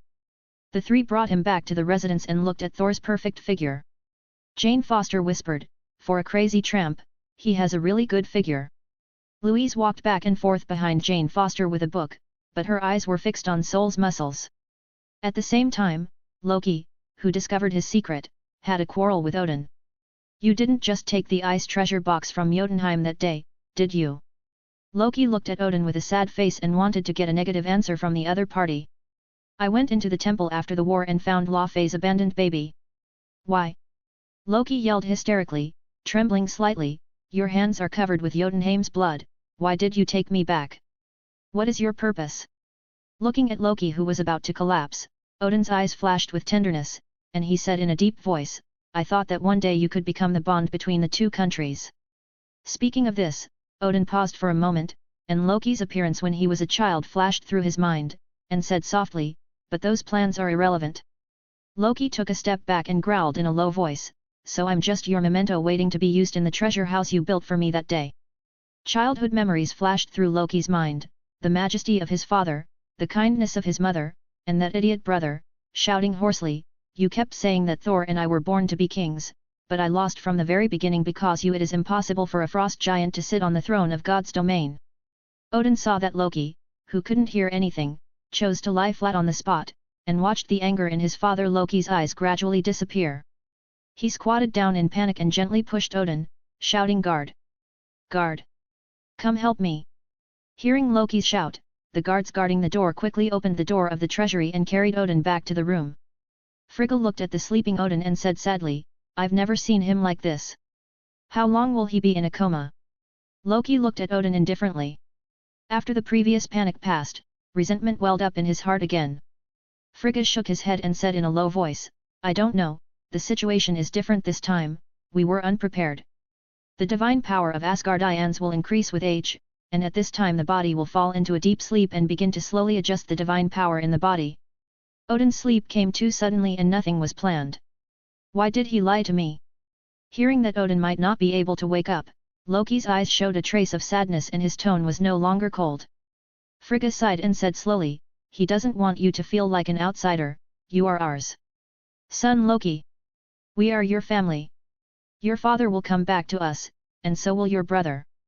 Loki, who was still very moved at first, turned his face away when he heard that Thor would come back. His heart, which was warmed by Frigg with his family affection before, became cold again. Loki took a deep look at Odin and got up and left the room. He planned to get everything done before Thor came back and let Odin understand who is the best candidate for the throne. He wanted to prove that the other party's choice was wrong. Loki was sitting on the throne holding the eternal spear given to him by Frigga.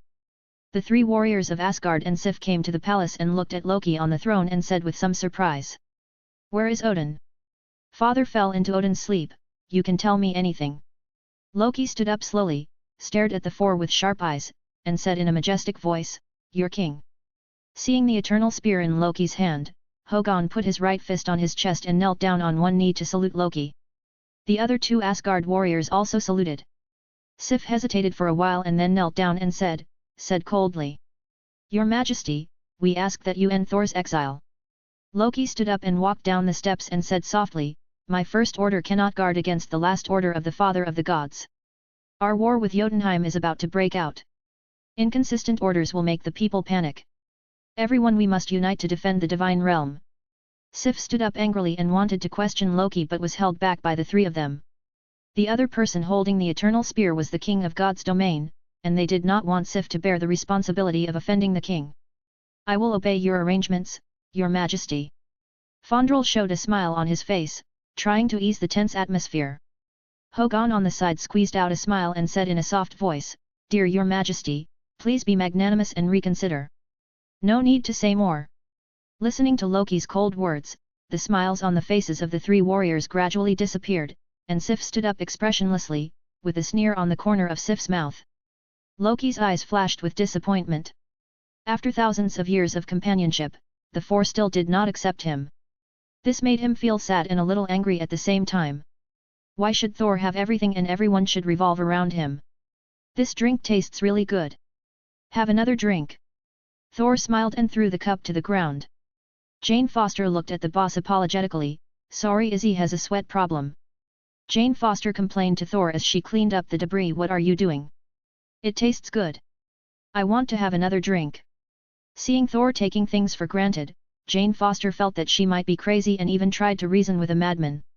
This kind of thing is very common in Asgard.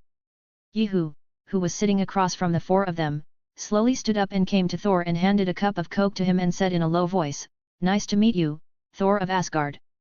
Your mightiness. Have you heard of me? Thor took the coke with an excited face and touched it with Yehu, raised his head and hiccuped after drinking.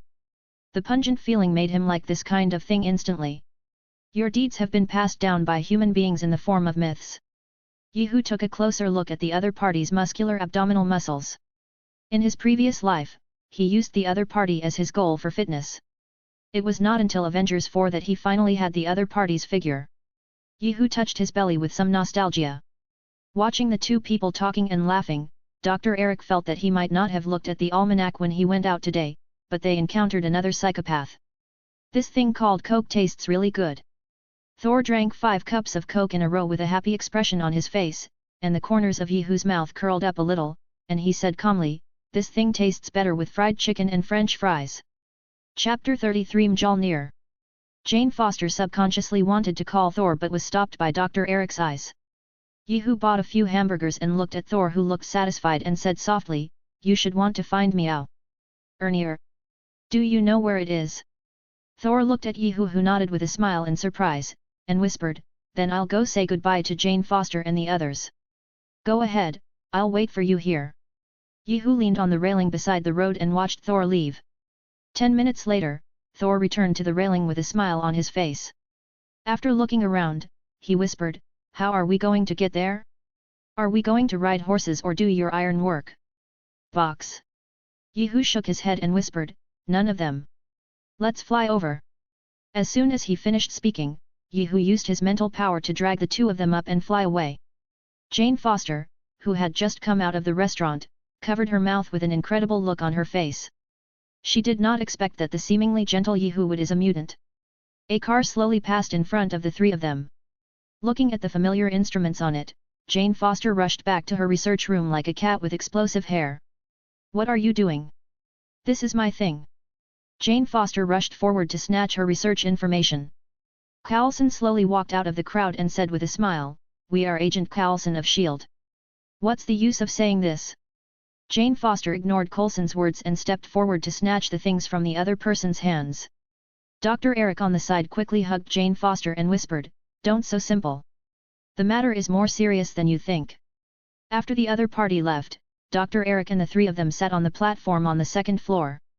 Jane Foster said unhappily, Who are they? After hesitating for a second, Dr. Eric said in a low voice, I know a scientist who studies gamma rays. After S.H.I.E.L.D. found him, I never heard from him again. They can't do this, I want to get everything back. Jane Foster looked at Eric with a serious face. Thor's figure appeared in her mind, and she wanted to go to the crater for help. Since the truth doesn't make sense, she uses her strength to make the other person sit down and listen to her reasoning. Jane Foster felt that Yehu should be able to help her get the things back for Thor's sake. Half an hour later, Jane Foster drove the car to the temporary base outside the crater, and was pointed at by 6 submachine guns to let her pull over. Seeing the familiar figure on the screen, Coulson immediately recognized the other party's identity. Before he could speak, Thor, who was standing aside, shouted loudly, "Hey, that's my friend! You can't do this to her!" Coulson, who had just learned of the other party's identity, was willing to be a favor. Jane Foster followed the three of them to the center of the crater with a notebook and a USB flash drive to store the data, and looked at the hammer with a smile on his face. An expression of doubt about life. Thor excitedly came to the center of the pothole and held the hammer handle with one hand. He looked back at Jane Foster with a confident smile on his lips. The smile gradually disappeared in the next second. Thor also changed from one hand to two hands. He looked up to the sky and roared, "No! Father! You can't do this to me!" Coulson gently pushed Yehu's shoulder and whispered, "Didn't you say he was some kind of Thor? Why didn't you lift the hammer?" Yehu turned his head and glared at Coulson and said angrily, "Don't ask about social affairs, it won't do you any good." Coulson blinked and didn't understand what Yehu meant. Why does this society have anything to do with Thor's hammer? After venting, Thor sat on the ground with a loveless expression on his face, and Yehu walked slowly to the side of Thor's hammer, and his thoughts searched wildly, but Thor's hammer did not fluctuate. Yehu patted Thor's shoulder lightly and said in a low voice, "You should think about what you did wrong.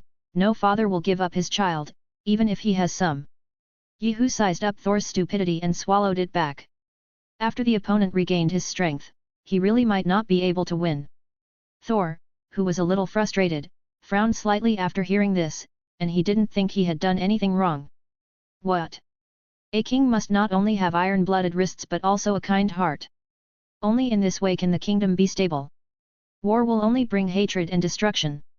Yehu dropped these words and turned to walk towards his residence, staring at the world options in front of him. This was also for himself. Yehu didn't want to destroy the world, but the appearance of Thor made him feel a little bit of fear. Thanos of Chi-Gem, Dormammu who is trying to devour the earth, and Yehu, the planet devourer in the Fantastic Four. Feel like they have fallen into an ice cave. If you want to become stronger, you can only keep destroying the world to absorb nutrients and enrich yourself. After all, superheroes cannot save the world every time. Even if the world is restarted, whether he, an unknown factor, can continue to exist is a question. "I'm sorry." Yehu sat on the bed and murmured in a low voice, his eyes gradually becoming firm. He didn't want to put his life in the hands of those superheroes. After making up his mind to wake up, Yehu felt a lot more relaxed, and decided to start improving his strength after the end of Thor's plot. Sol sat beside Thor's hammer and thought about it all night, and he felt a faint feeling in his heart. At this moment, a figure suddenly appeared in front of him. Thor looked up at the man in a straight suit and whispered, "Loki? What are you doing here? Father is dead." Loki said with a hint of sadness on his face, "Your exile and the threat of war crushed him." Surprise, anger, and shame flashed in Thor's eyes, and finally turned into deep self-blame. Loki looked at the sad Thor with a flash of unbearable eyes, and said in a low voice, "The burden of the throne now falls on me." Thor raised his head and looked at Loki and said hesitantly, "Can I go home? Our truce with Jotunheim is based on the condition of banishing you." Loki showed a hint of embarrassment on his face, and Thor continued to plead, "Maybe we can find a way. I want to see my father." Loki shook his head and whispered, "Mother doesn't want you to go back either. I'm here to say goodbye to my brother." Seeing the disappointment and self-blame on Thor's face, Loki hesitated for a second and whispered, "I'm really sorry." Thor's mind flashed with the image of him taking people to Jotunheim to provoke, and the consequences of doing so. A wry smile appeared on the corner of his mouth and he said softly, "No. I am the one who should be sorry. Thank you for coming here to see me. Farewell, brother. Goodbye." Watching the slowly disappearing figure, Thor stood up unsteadily and walked towards the RV outside the pothole. The death of his loved ones made him understand the cruelty of war, and he also had a deeper understanding of Yehu's previous words. Now he regretted his original decision extremely. After Thor's figure disappeared, Loki reappeared in the pit. He stretched out his hand to hold the handle of the hammer and veins popped out on his face. After a few seconds, Loki let go of his hand with some disappointment and disappeared. In the pothole. Chapter 34 The Destroyer. Loki went to Jotunheim alone to talk to Laufey about how to kill Odin. He returned to the Rainbow Bridge and looked at Heimdall who was guarding here and whispered, "Will you be as loyal to me as you are to Odin?" Heimdall stared at the eternal spear in Loki's hand. He was silent for a second and then said in a deep voice, "Of course, your majesty." No one is allowed to use the Bifrost from now on. Until I'm done with the mess, Thor left. Loki shook off his cloak and strode towards the god's realm. The four Sifs who were discussing how to bring Thor back in the room suddenly received an order from the soldiers to go see Heimdall. How dare you disobey King Loki's orders? Break every oath you took as warriors. You would rather commit treason to bring Thor back. Sif stiffened her neck and shouted loudly, yes. Are you going to hand us over to Loki? Heimdall lowered his head and said softly, I must be loyal to the king, so I cannot open that bridge. What an elusive guy. Fandral looked at his companions speechlessly. Sif looked at the sword inserted in the control room with a thoughtful expression on her face. Standing on the balcony of the palace, Loki looked at the opened rainbow bridge, with an angry look on his face. He walked quickly to Odin's treasure house, tapped the ground with the eternal spear, and in a flash of thought, the destroyer came out from behind a wall. The magic power in Loki's body poured into the destroyer's body along the eternal spear, and he said in a cold tone, destroy them all. After saying that, they put away the ice box and slowly walked towards the rainbow bridge. The four Sifs who landed on the earth quickly walked towards a small town not far away, preparing to inquire about Thor. After some searching, the four of them came to Jane Foster's laboratory. They gently knocked on the glass door and greeted Thor inside. Seeing that their acquaintance Thor was in a good mood, they turned around and introduced Jane Foster and the three of them. Four of Sif. Looking at the bright silver armor on the four people, Daisy and Dr. Eric showed a hint of shock on their faces.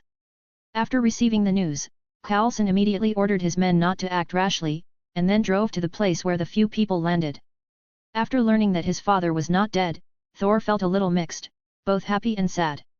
He didn't expect that his brother would lie to him for the throne. The other party could have said directly that there was no need to beat around the bush like this. A throne was far less important to him than his younger brother. If it were his previous self, he would have ridiculed the other party before giving up the throne. Thinking of his arrogant appearance in the past, Thor touched his nose in embarrassment, and somewhat understood why Loki didn't tell him directly. Loki! Tell me how you allowed people from Jotunheim to enter God's domain. Heimdall stared at Loki sharply. He didn't expect the other party to do such a thing. Do you think that Rainbow Bridge is the only place where you can enter God's domain? There are many secret passages that even you can't see. Loki showed a smug look on his face, and then said with a gloomy face, you violated for treason. As king I declare that you no longer hold the position of gatekeeper and are no longer a citizen of God's realm. Heimdall listened calmly as Loki read out the decree, and said in a bad tone, then I don't need to take orders from you anymore.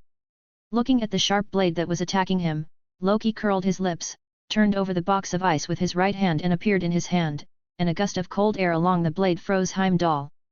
After finishing everything, Loki opened the rainbow bridge to send the destroyer to Earth.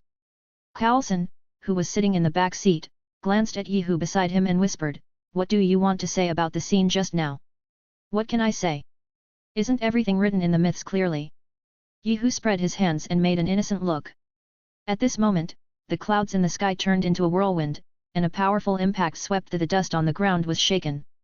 After the dust cleared, Carlson looked at the jet-black destroyer and whispered, another Tony Stark.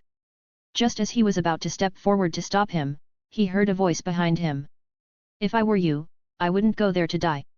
Carlson paused slightly and was about to say something when he saw the destroyer open his visor to reveal the blazing flames inside. A pillar of fire shot straight at the car blocking the road. Seeing the car instantly disappear into nothingness, Carlson swallowed saliva, turned and ran. Yehu got out of the car and looked at the destroyer solemnly.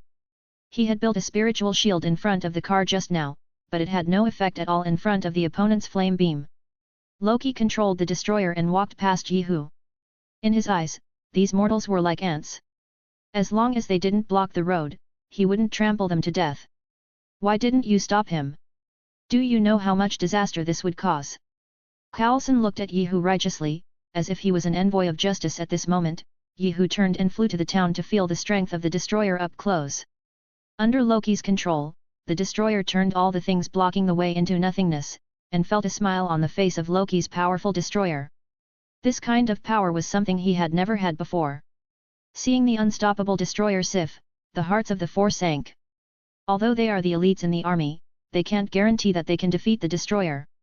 They have heard the legend of the other party since they were young. Thor immediately asked Jane Foster and the three to disperse the crowd. Hogan rushed towards the destroyer holding an axe and yelling. Before he could get close to a beam of light, he blasted him into the nearby supermarket. Seeing that he was not dead, the destroyer sent out another flame. The entire supermarket was directly reduced to ashes by the beam. Hogan's armor also changed from the bright silver at the beginning to black, and he looked very embarrassed. If he hadn't been wearing an enchanted armor, he would have been dead just now. Sif held a long sword forged from uru metal and fell from the air, piercing the destroyer's chest with her face piercing through the destroyer's chest. Seeing Destroyer Fondrel, who was not moving, heaved a sigh of relief. Just as she was about to step forward to congratulate, she saw Destroyer turning 360 degrees towards Sif shoot a beam. Yehu used a heat ray to intercept the destroyer's subsequent attack on Sif. The hot ray hit the destroyer's body only to make his chest turn slightly red. Yehu put away the heat rays and looked calmly at the light beam flying towards him. Sif screamed and rushed towards Yehu to save the savior. The hot light beam stopped 1 meter in front of Yehu. A trace of astonishment appeared on Loki's face, and then he increased the output of magic energy.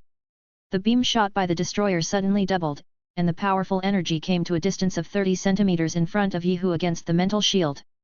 A few drops of nosebleed fell to the ground. Sif stared blankly at the man in front of her. This was the first time she had seen such a powerful Midgardian. Yehu once again used Cyclops to hit the destroyer's beam head-on. The two scorching rays made the surrounding temperature rise rapidly. Just as Coulson showed a triumphant smile, Yehu pulled Sif to the side and quickly flew into the sky. The hot beam without Yehu's block penetrated the entire town, and everything along the way all turned into nothingness. Chapter 35 Capture Jessica. Nick Fury, who was watching the live broadcast at SHIELD headquarters, put down the cup in his hand and ranked Yehu's danger level to the Hulk's level, thinking about the possibility of controlling the opponent. He turned his head and whispered to Natasha. "I heard that he has a little girlfriend? Invite her back." "Yes, Director." The Hydra members who were lurking in the team reported the action while Natasha was mobilizing manpower. Alexander Pierce also viewed Yehu's battle video in the SHIELD database, and based on his reports, he immediately guessed Nick Fury. Plan, after passing on the order to cooperate with the action. Pierce sat on a chair and stared at the ceiling with deep eyes.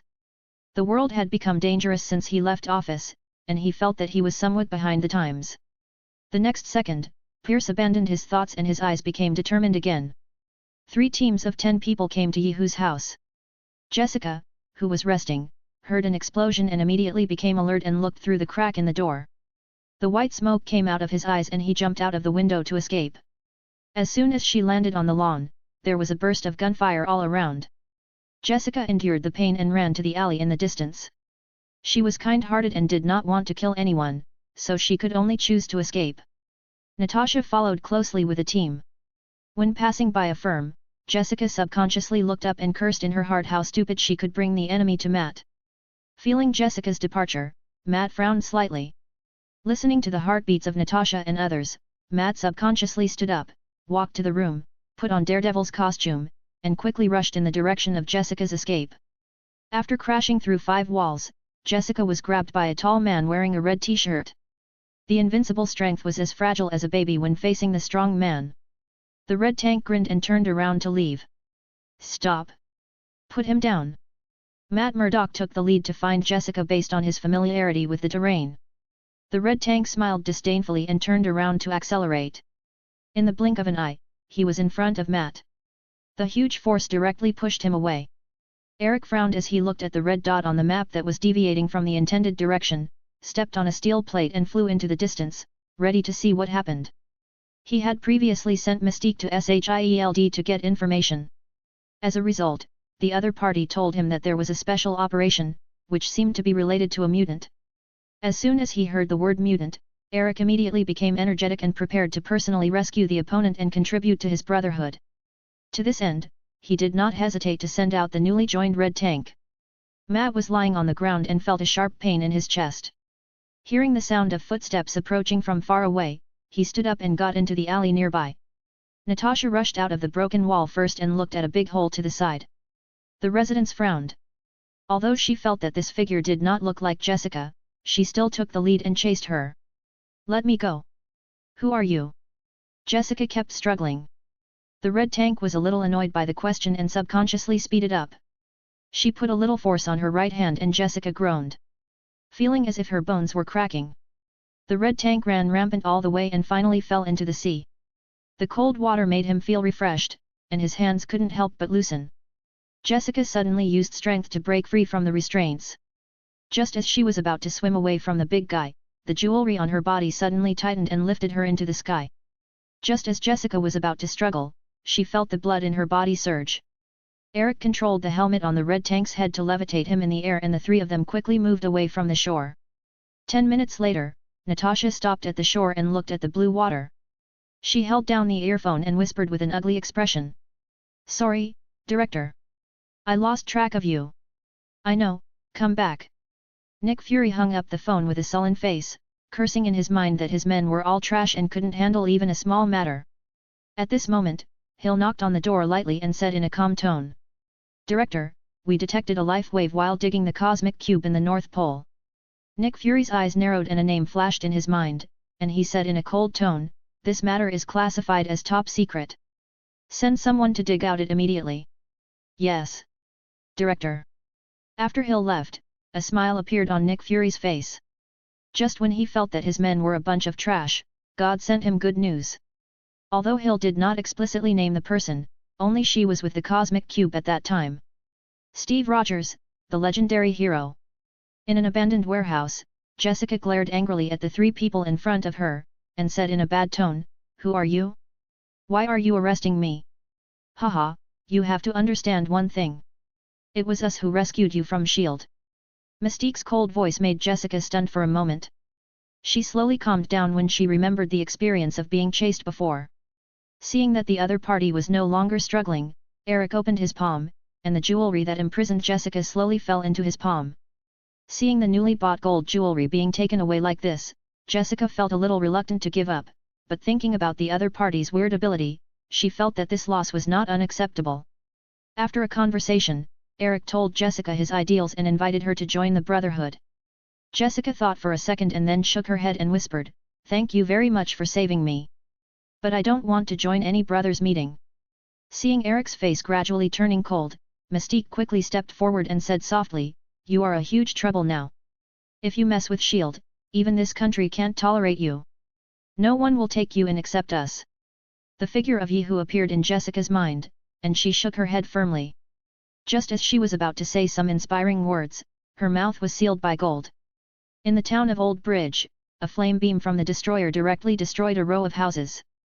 The smile on Coulson's face slowly disappeared, and he pressed his lips to finally swallow the accusing words. Yehu put Zif on the ground and looked at Coulson and said slowly, "This big guy is too powerful, I can't beat him. You guys take your time and play." After saying that, before Coulson could say anything, he turned around and left Old Bridge town. After testing his own strength, Yehu prepared to go to other worlds, but before that, he had to go home and bring Alyssa with him. Coulson looked at Yehu's retreating back and opened his mouth to say something, but Loki, who controlled the destroyer, did not give him a chance. Coulson's heartbeat suddenly accelerated when faced with the beam that was fired at him. Barton rolled and crawled to avoid the attack. After Loki vented his anger, he turned his attention to the four Sifs. Thor pushed away Sif who was supporting him and walked up to the destroyer and said in a low voice, "Brother, I don't know why you do this. I apologize to you if I did anything wrong, but these people are innocent and killing them will do you no good, so kill me to end this." Looking at Thor's heavy eyes, there was a trace of hesitation in Loki's eyes. He stopped the heat beam concentrated in the destroyer's mask, turned around and took a step, then punched Thor in his pleased eyes. According to Loki's estimation, this punch was enough to make the opponent die decently. Chapter 36 Thor. Jane Foster screamed and threw herself on Thor. Tears could not stop flowing down her mouth and she screamed the other person's name desperately. Thor slowly raised his hand and whispered, "It's over, you're safe." There were sad looks on everyone's faces. Loki controlled the destroyer and slowly walked out of the town. A tear flashed in the corner of the sleeping Odin's eyes, releasing his suppression of Thor's divine power. The dying Thor was nourished by the divine power. Revitalized again. Suddenly, the sky was filled with dark clouds and streaks of silver thunder were flying inside. Dr. Eric quickly stepped forward and pulled Jane Foster away. The next second, a hammer fell from the sky and was held tightly by Thor. A set of bright silver armor appeared in the air. Slowly emerged from the thunder.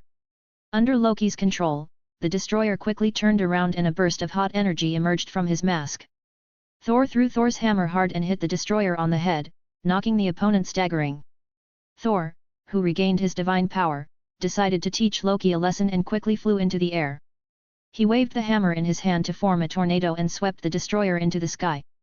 Standing in front of the throne, Loki felt that the transmission of divine power suddenly stopped. Although it was only for a split second, the destroyer who lost his divine power was instantly overwhelmed by the thunder. Feeling the fluctuations in space, Loki stopped his thoughts of controlling the destroyer and turned towards the rainbow bridge. The dust thrown up by the destroyer fell to the ground, obscuring everyone's sight. After the dust cleared, everyone looked at the empty giant pit and began to move. Thor's victory cheers. Yehu, who was hiding behind a house, raised the corners of his mouth slightly. He was halfway through the flight when he suddenly remembered that in the plot, the destroyer was not taken away by the caretaker, but was taken advantage of by S.H.I.E.L.D. In the end, Tony Stark used it to create. Come out with a mecha. In line with the mentality of not taking advantage of the bastard, Yehu took the destroyer into his arms with peace of mind. Thor looked at the empty pit and couldn't help but feel proud of his own strength. How could the legendary armor still look so good in front of him? Vulnerable. Want to see the rainbow bridge? Thor gently hugged Jane Foster and flew into the sky under the others' expectant eyes. Sif's eyes flashed slightly, but she didn't have much jealousy in her heart. A human being whose lifespan was limited would not make her feel threatened. Welcome. Loki walked up to Laufey and made an invitation gesture in the direction of the god's realm. Laufey took a deep breath of the air of the god's realm, and followed Loki slowly towards the place where Odin slept with a cold light in his eyes. Frigga looked at the ice mist rising on the door, turned around, pulled out the sword on the side and stabbed Laufey, who pushed the door in. The sharp blade left a white mark on Laufey's body. Frigga was about to change her moves. A chill rushed into her body instantly. Laufey pushed Frigga away and slowly rode on Odin to pry open Odin's one eye. He said in a cold tone, "I heard that you can still feel everything around you. Remember, I am the one who killed you." Odin moved his fingers slightly, but the divine power in his body had calmed down. He was just about to risk his injuries to give Laufey a surprise. A burst of hot energy knocked Laufey away from him. Loki pointed at Laufey with the eternal gun. Said in a cold tone, "Remember, the one who killed you is the son of Odin." After speaking, he raised his hand and shot out another energy ray to kill Laufey, and Frigga, who had expelled the cold in his body, excitedly held Loki's hands. "Loki, you saved him. Don't worry, mother. I swear to you that Jotunheim will pay the price." Seeing the crisis, Odin calmed down and continued to calm down the divine power in his body. At the same time, Thor and others returned to Asgard under the guidance of Heimdall. After hearing Loki's words, Thor's face showed a trace of dissatisfaction. "Then why didn't you tell mother how you sent the destroyer to kill me?" Looking at Frigga's puzzled expression, Loki said firmly, "That may be the last order of my father." Thor walked slowly to the opposite of Loki and said in a bad tone, "You are such a master liar." Loki's face darkened, he raised the eternal spear and fired an energy beam at Thor, knocking him away, and then whispered, "I'm going to destroy Jotunheim. I don't have time to chat with you." Loki looked at his stunned mother, gritted his teeth and ran out of the room, riding Sleipnir towards the control room of the Rainbow Bridge. He inserted the eternal spear into the console to lock Jotunheim. The huge energy of the Rainbow Bridge penetrated the space. "Come to Jotunheim and tear the earth apart." Thor and Loki followed closely and fought all the way to the Rainbow Bridge. Thor, who was holding Mjolnir, quickly pressed Loki to the ground and rubbed him. In order to prevent the other party from using his clone to deceive him, Thor held Mjolnir. Put it on Loki's chest, looking at the Rainbow Bridge pouring energy crazily, showing an anxious face. Thor, who experienced the cruelty of war, was inspired to have kind thoughts in his heart, and Loki, who was lying on the ground, showed a mocking look. "Thor, you can't stop the Rainbow Bridge." Thor's forehead slightly bulged when he heard Loki's voice. He stretched out his hand to summon Mjolnir and hit the Bifrost Bridge hard. Odin, who was calming down the divine power in his body, suddenly opened his eyes, got up and rushed towards the Bifrost Bridge quickly. Feeling in his heart he scolded Thor for being a prodigal, but he didn't know how expensive this thing was. Looking at the cracked Rainbow Bridge, Loki roared angrily at Thor, what are you doing? Destroy this bridge and you will never see her again. Thor ignored Loki's words and raised Mjolnir high and hit it hard on the cracked rainbow bridge. His heart twitched slightly when he looked at the white Odin light in the distance. The huge suction force of the world tree abyss made Thor unable to fly. Just when he felt desperate, a strong hand grasped his ankle and pulled him upward. Loki looked at the majestic Odin and said in a deep voice, "Father, I could have done it all for you. For all of us." "No, Loki." Odin showed a trace of sadness on his face, and was about to tell the story of his original plan to make Loki the king of Jotunheim, Thor, the king of God's realm, so that the two kingdoms could be united forever. Loki showed a disappointed look on Odin's negative answer, and slowly loosened his grip on the eternal spear. "No. Loki!" Thor shouted loudly, and Odin looked at Loki who was swallowed by the abyss of the world tree with tears in his eyes and whispered no. Looking at his son Odin who looked remorseful next to him, he swallowed the scolding words in his mouth. After losing the Rainbow Bridge, Asgard's control over the 9 kingdoms plummeted. The looters who noticed the broken Rainbow Bridge began to invade those weaker countries, and the 9 countries fell into chaos for a while. Thanos, who was studying how to find gems, noticed the shattered eyes of the Rainbow Bridge. He has multiple gems in the 9 kingdoms, but the ultra-long-range strikes of the Rainbow Bridge make it difficult for him. Everything is not a problem now. At this moment Thanos suddenly noticed the riot of ice elements in the space, and grabbed the ice cubes floating in the void with his right hand. Losing space, he pulled the ice element on Loki's body and instantly froze the ground around him. Thanos snorted coldly and stomped his right foot lightly to shatter the ice, revealing Loki holding the box of ice inside. Chapter 37 Explanation. Facing Thanos' unparalleled power, Loki chose to follow his heart, lowered his head and said softly, "Thank you for your help. I am Loki, son of Odin." Thanos frowned slightly and shot an energy beam from his eyes through the ice created by the ice box, knocking Loki 10 meters away and slamming into the stone pillar of the hall.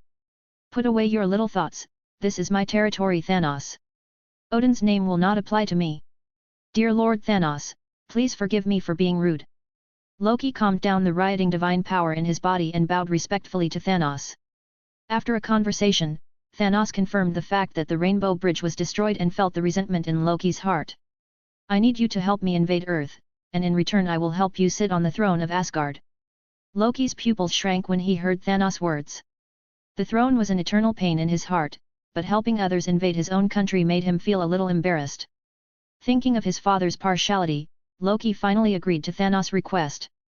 Looking at Loki's leaving figure, Thanos had a sneer on his lips. He couldn't go directly to the 9 kingdoms, as that would be considered an invasion. The strong men from the 9 kingdoms would swarm him and expel him, but the Prince of Asgard stood up to him. The nature of the previous matter has changed, from invasion to royal infighting. Strong men from other countries will only watch from the sidelines and appreciate Odin's embarrassment. When he builds a weapon that can contain the power of gems, everything will be under his feet. After arranging everything, Thanos continued his journey of destruction. As a senior licking dog, he knew how to gain a sense of presence in front of the goddess. When he thought of the people he killed entering the kingdom of death and becoming the power of the goddess of death, I feel like I have endless energy all over my body. Yehu opened the door and looked at the neat living room, secretly sighing inwardly that Jessica knew how to clean after she changed her gender. After searching around, he didn't find the other party. Yehu didn't think much and thought Jessica was going to investigate the case. He walked straight to the bedroom on the 3rd floor. The stereo on the bedside table suddenly lit up with blue light, and a King Kong Barbie appeared in Yehu's eyes. The tiger said softly in front of him, "Sir, Miss Jessica was attacked after you left." Yehu's face gradually became ugly as he watched the video projected by Alyssa. The image of Natasha leading someone into the room in the video made him feel murderous. Putting Alyssa into the system backpack, Yehu wandered to the basement and found the box containing Dabai among a pile of waste. After the novelty wore off, Jessica soon got tired of the big fat man who kept clamoring for a physical checkup. He put Dabai in his backpack and slowly walked to the lawn. He turned around and looked at the house behind him where he had lived for more than a year. A red light came out of his eyes. The hot beam destroyed the house. He was about to take out his phone and dial Jessica's number. When he saw an unfamiliar number on the screen, he pressed the connect button and heard Nick Fury's deep voice on the other end of the phone. "We have no intention of harming Ms. Jessica. She was kidnapped by a group of people and we are trying to rescue her." Haha, do you think I will believe your lies? Who doesn't know that you, Nick Fury, are the best liar? You can even trick the element-devouring beast and be blinded in one eye to save the world. Why don't you dare to do that? Scattered. Yehu's words made Nick Fury's forehead twitch wildly.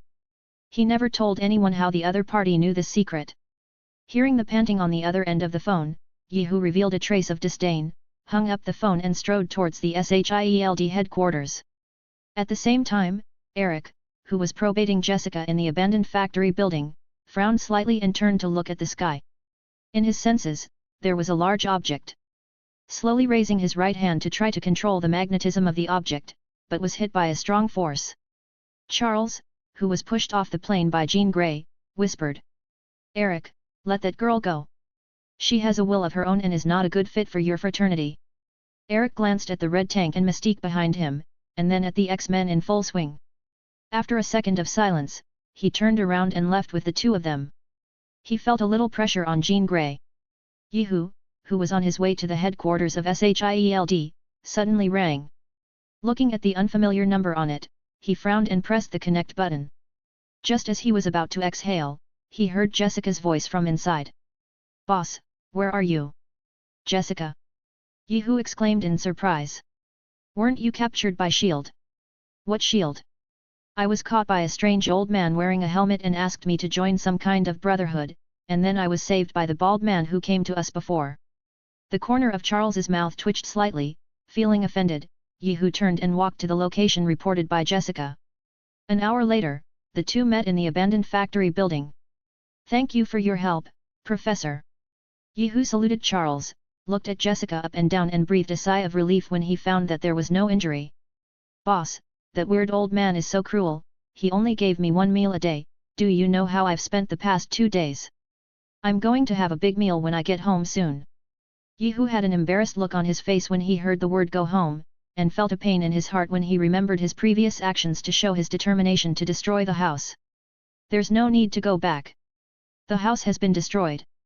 I'm going on a long trip recently.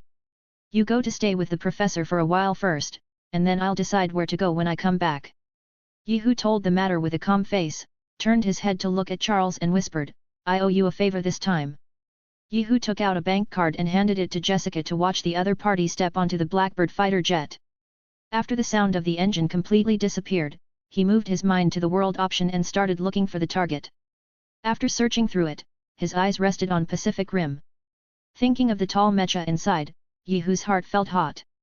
Although this thing was completely useless to him now, it was also a good choice to keep as a collection. Moreover, the alien biotechnology inside is also a good thing. Yehu closed his eyes and silently made sure. When he opened them again, he was already on the sea. He used his telekinesis to stop himself in the air and looked at the surging waves below with some complaints about crossing. The function is unreliable.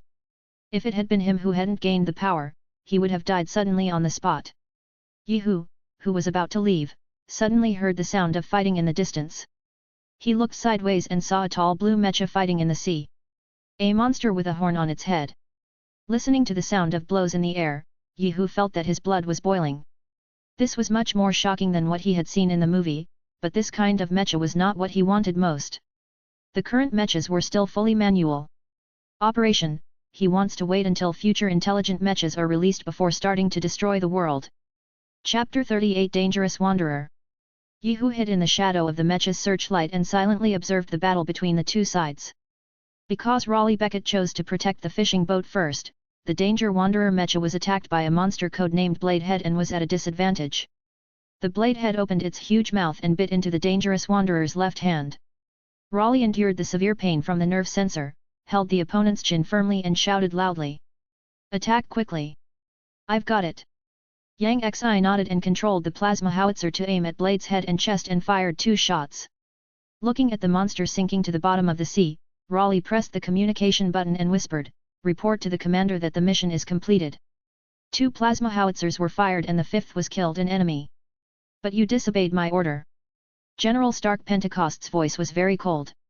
Yang Xi retorted, but General, we not only intercepted the monster but also rescued a fishing boat. Pentecost shook his head and whispered, go back to your positions immediately. Yang Xi and Luo Li looked at each other and smiled and understood that the matter had passed. Tendo, who was responsible for observing, suddenly said, "The monster's life energy has been strengthened. The sensor detected that the guy is still alive." Pentecost frowned, pressed the communicator and shouted loudly, "The monster is still alive. Take the fishing boat and leave." Yang Xi and his two men looked around for traces of the monster, their faces condensed. This kind of environment where the enemy was in the dark and we were in the clear made them feel uncomfortable. They both knew in their hearts that the monster's next attack would be fierce, but as long as they withstood the first wave of attacks, they would be able to follow up. If you have a chance to turn defeat into victory, if you can't hold it back, you have to explain it here. The moment the wanderer turned around, the blade head jumped out from the sea, and slapped the wanderer on the head with his right hand, knocking the mecha back 2 steps. Yang Xi looked cold and whispered, "Luo Li, control it. Give it 2 shots." Raleigh nodded and controlled the wanderer's left hand to grab the blade head. The saint would not fall under the same move. The blade head, who had suffered a loss, was not willing to take another 2 shots. He firmly grabbed the wanderer's right arm with his thick right arm. The sharp point of his left arm penetrated the wanderer's shoulder, and Raleigh, who was in a state of neural connection, let out a scream. The pain of a broken arm made his face distorted. He stood with his blade head on both legs and stretched out his claws to hug the wanderer's head tightly. They contained genes left by their predecessors and could clearly understand the vital points of the mecha. "The shell is punctured." Luo Li shouted loudly into the communicator. Yihu looked at the mecha with its shell pierced and hesitated for a second. Then 2 thermal beams appeared in his eyes and penetrated the abdomen of Blade Head. The severe pain caused Blade Head to stop moving. Yang Xi grabbed it. Take the opportunity to charge the plasma howitzer, and the moment Blade Head raises his hand again, he launches 2 howitzers to penetrate the opponent's body. He didn't stop until he emptied the magazine and looked at the unrecognizable monster. The 2 of them had smiles of relief on their faces. Raleigh resisted the pain in his hands and gave Yang Xi a thumbs up. The 2 of them grabbed it with their remaining right arms. The fishing boat moves in the designated direction. Yihu glanced at the monster floating on the sea and hesitated for a second before putting the opponent's body into the system backpack, wrapping himself with telekinesis and heading towards the deep sea toward the crack. When they came to the top of the crack and sank into the crack with Blade Head's corpse, looking at the monster corpse floating in the air, the prophets blinked their small eyes and looked at Yihu in confusion, wondering why a human would come here through the space crack. Yihu's figure flashed in front of a prophet, and his huge mental power instantly poured into the other person's mind to browse the memory. The next second, Yihu came to a relatively tall prophet and used his mental power to modify the other person's memory. With the guarantee of the Great Elder, the prophets quickly accepted Yihu's existence. The strict hierarchy allowed them to develop the instinct of obeying their superiors. Although this can better unite people and serve as leaders when they make mistakes in decision-making, it will lead to the destruction of the empire. Yihu followed the elder to the palace to control the king. With the guarantee of the 2 people, he could do better in this world. Yihu released Alyssa and asked the elder to teach her scientific research techniques. Although these monsters are just cannon fodder in the eyes of the strong, Yihu still wants to create a monster army. After taking Godzilla under his command, he will let Godzilla command this army. Just thinking about that scene is very exciting. In order to stimulate human potential, Yihu increased the output of monsters, from 1 at a time to 2 at a time. A year later, under tremendous pressure, human leaders chose to abandon mecha research and instead build solid walls to keep the monsters out. The leaders of the major forces went inland to hide, and the cities along the coast were quickly attacked by monsters. Yihu frowned slightly as he looked at the memory images sent back. At the same time, General Pentecost was speaking righteously about his thoughts in front of the video phone. However, the senior management had been frightened by the constant stream of monsters this year. Instead of thinking about how to defeat the opponent, they began to think about how to survive longer. Yihu traveled through the space rift and came to the bottom of the Pacific Ocean. 5 level 4 monsters came with him. The wall that had just started to be constructed was broken like window paper in front of the 90-meter-high monster. The 5 monsters rushed inland at Yihu's signal. The 2 Yang Xi brothers drove the ranger to intercept one of the monsters. The other mechas were on their way, but the senior management facing a life-and-death crisis ordered the activation of nuclear bombs. After 3 loud noises, the 4 monsters were reduced to ashes, and a large amount of land was abandoned due to nuclear radiation. The cruel top brass who saw the monsters decided to fully support General Pentecost in developing mechas. After a series of decisions, Pentecost placed his headquarters in the dome of the sky. Pentecost decided to end it all by blowing up the space rift with a nuclear bomb. Yehu hid in the crowd and listened to the other party's impassioned speech. He felt the enthusiasm of the people around him and his mouth slightly raised. Yehu slowly came to the main control room and asked Alyssa to enter the database to download the latest scientific research technology. Newton watched a flash of inspiration flash in the brain of the monster in the laboratory, and prepared to use neural sensors to connect with the monster's sub-brain to obtain the other party's information. However, Herman on the side thought that he was just thinking out of the blue. After a quarrel, neither of them could convince the other. The paranoid Newton waited for Herman to leave and used a connector to connect to the monster's sub-brain alone. He saw the creation process of the monster from intermittent clips and understood. The main reason for the opponent's invasion is that the monsters are just tools sent by the Prophet to improve the Earth's environment. The moment Newton connected to his brain, the Prophets also saw the layout of humans from his mind, as well as the data of some mechas. Based on the above information, the Prophets improved the monsters. Pentecost's face became serious, and he became more determined in his nuclear bomb plan. Only by blowing up the tunnel world can there be true peace. Pentecost handed Newton a card and asked him to go to Hannibal Joe and ask for one fresh secondary brain. Using a UV flashlight, Newton searched for the pattern on the card and finally found Hannibal Chow in a grocery store. Chapter 39 Fierce Battle. The Prophet sent 2 level 4 monsters to the land to look for Newton in order to obtain more information from each other. After receiving the notice, Hannibal Joe asked his men to pack their things and enter the private air raid shelter. After learning that Newton had a spiritual link with the monster, Hannibal grabbed the opponent's collar and said in a bad tone, "You damn idiot, you go to the public shelter later, the monster might be coming for you this time." Just as Newton was about to open his mouth to explain, he saw a dozen guns aimed at him. After comparing the combat effectiveness of both sides, Newton made a very wise choice. Storm Red and Cherno Alpha walked into the sea and prepared to face the 2 behemoths. The Unica Raiders loaded nuclear bombs and stood on the shore, preparing to wait for the 2 mechas to win and then go to the crack to use nuclear bombs to end everything. Yang Xi injured his arm when he intercepted the monster last time, causing the Rangers to withdraw from this battle. The monster codenamed Tailed Rat swam quickly around the 2 mechas, and suddenly jumped out of the sea from the right side of Storm Red. Its thick tail hit the waist of the mecha hard. The huge force caused Storm Red to lose its balance and fall into the sea. Use the thunder cloud formation. The eldest of the 3 gave a low shout.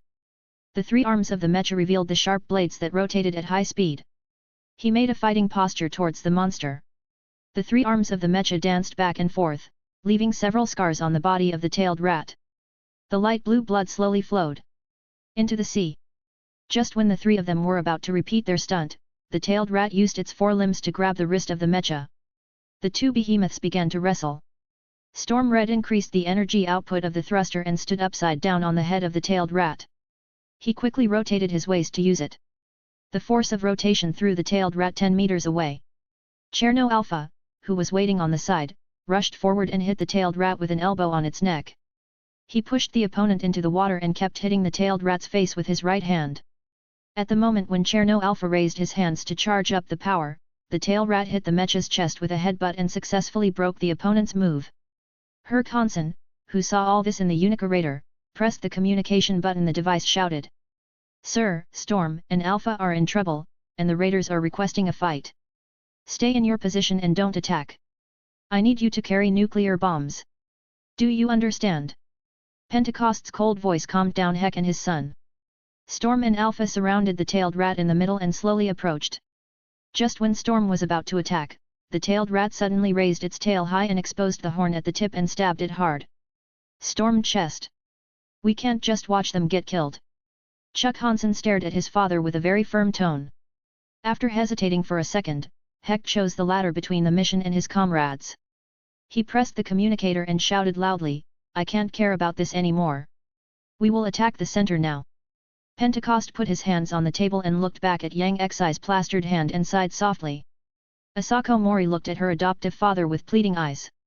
Her test results were fully capable of driving a mecha, right here. News of Bao Feng's death came in the communication. Looking at the red figure falling on its back into the sea, the 2 people in Alpha's hearts froze. The tailed rat's move just now was too fast, and they were killed before they could react to the storm. Let's kill this guy! Salsa shouted and increased Alpha's power output. She raised her right arm and prepared to teach the tailed rat a lesson. Facing Alpha's huge fist, the tailed rat opened its mouth to reveal the poisonous capsule inside and sprayed corrosive liquid towards Alpha's chest. Report to the center, the Alpha shell is corroded, please support. Salsa held down the communicator and roared loudly. The father and son Heck accelerated their pace and rushed towards Alpha, 100 meters away. The tailed rat jumped in front of Alpha, opened its mouth and bit the opponent's right arm. At the same time, Alpha, another giant beast, emerged from the sea behind him and tore off Alpha's head from behind.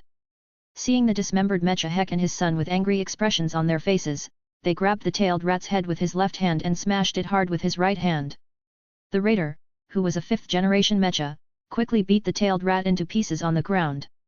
Just when the father and son were about to use a trick to end each other's lives, the leatherback turtle on the side opened the armor on its head and fired interference waves in all directions. The raiders who bore the brunt were instantly paralyzed, and the dome sky was also paralyzed throughout the base within the range of the interference waves. Father asked me to try it. The Rangers use nuclear power and are fully capable of fighting it. Asako Mori's firm words made Pentecost feel slightly relieved. After a second of silence, he whispered, "Go, be careful." "Yes, General." Asako Mori bowed respectfully and turned around to walk with Raleigh towards the mecha control room. Seeing that the danger was over, the tailed rat immediately swam towards the city to find Newton. The leatherback turtles circled around the raiders. Yehu stood on a building near the sea and watched the battle in the distance. The tailed rat who had successfully landed was just about to slap down the unsightly building on the side with his palm when he saw Yi standing on the top. Tiger. The identity of the other party emerged in his mind, and he wailed twice before running towards the shelter where Newton was. The leatherback turtle, who was about to push the attacker, heard the sound of the propeller behind him, stopped what he was doing, turned around, and looked at the wanderer in readiness. Of all the monsters, he knows how to save his life best. The wanderer fell heavily into the water. The leatherback turtle roared and swung his huge fist at the mecha's face. Raleigh and the two sidled aside to avoid the attack and quickly went around behind the leatherback turtle and pulled him away. Remove the interference wave transmitting port on the opponent's head. The furious leatherback turtle picked up the homeless man in a bear hug, spun him around twice and threw him towards the city. After a moment of spinning, the homeless man hit the city hard.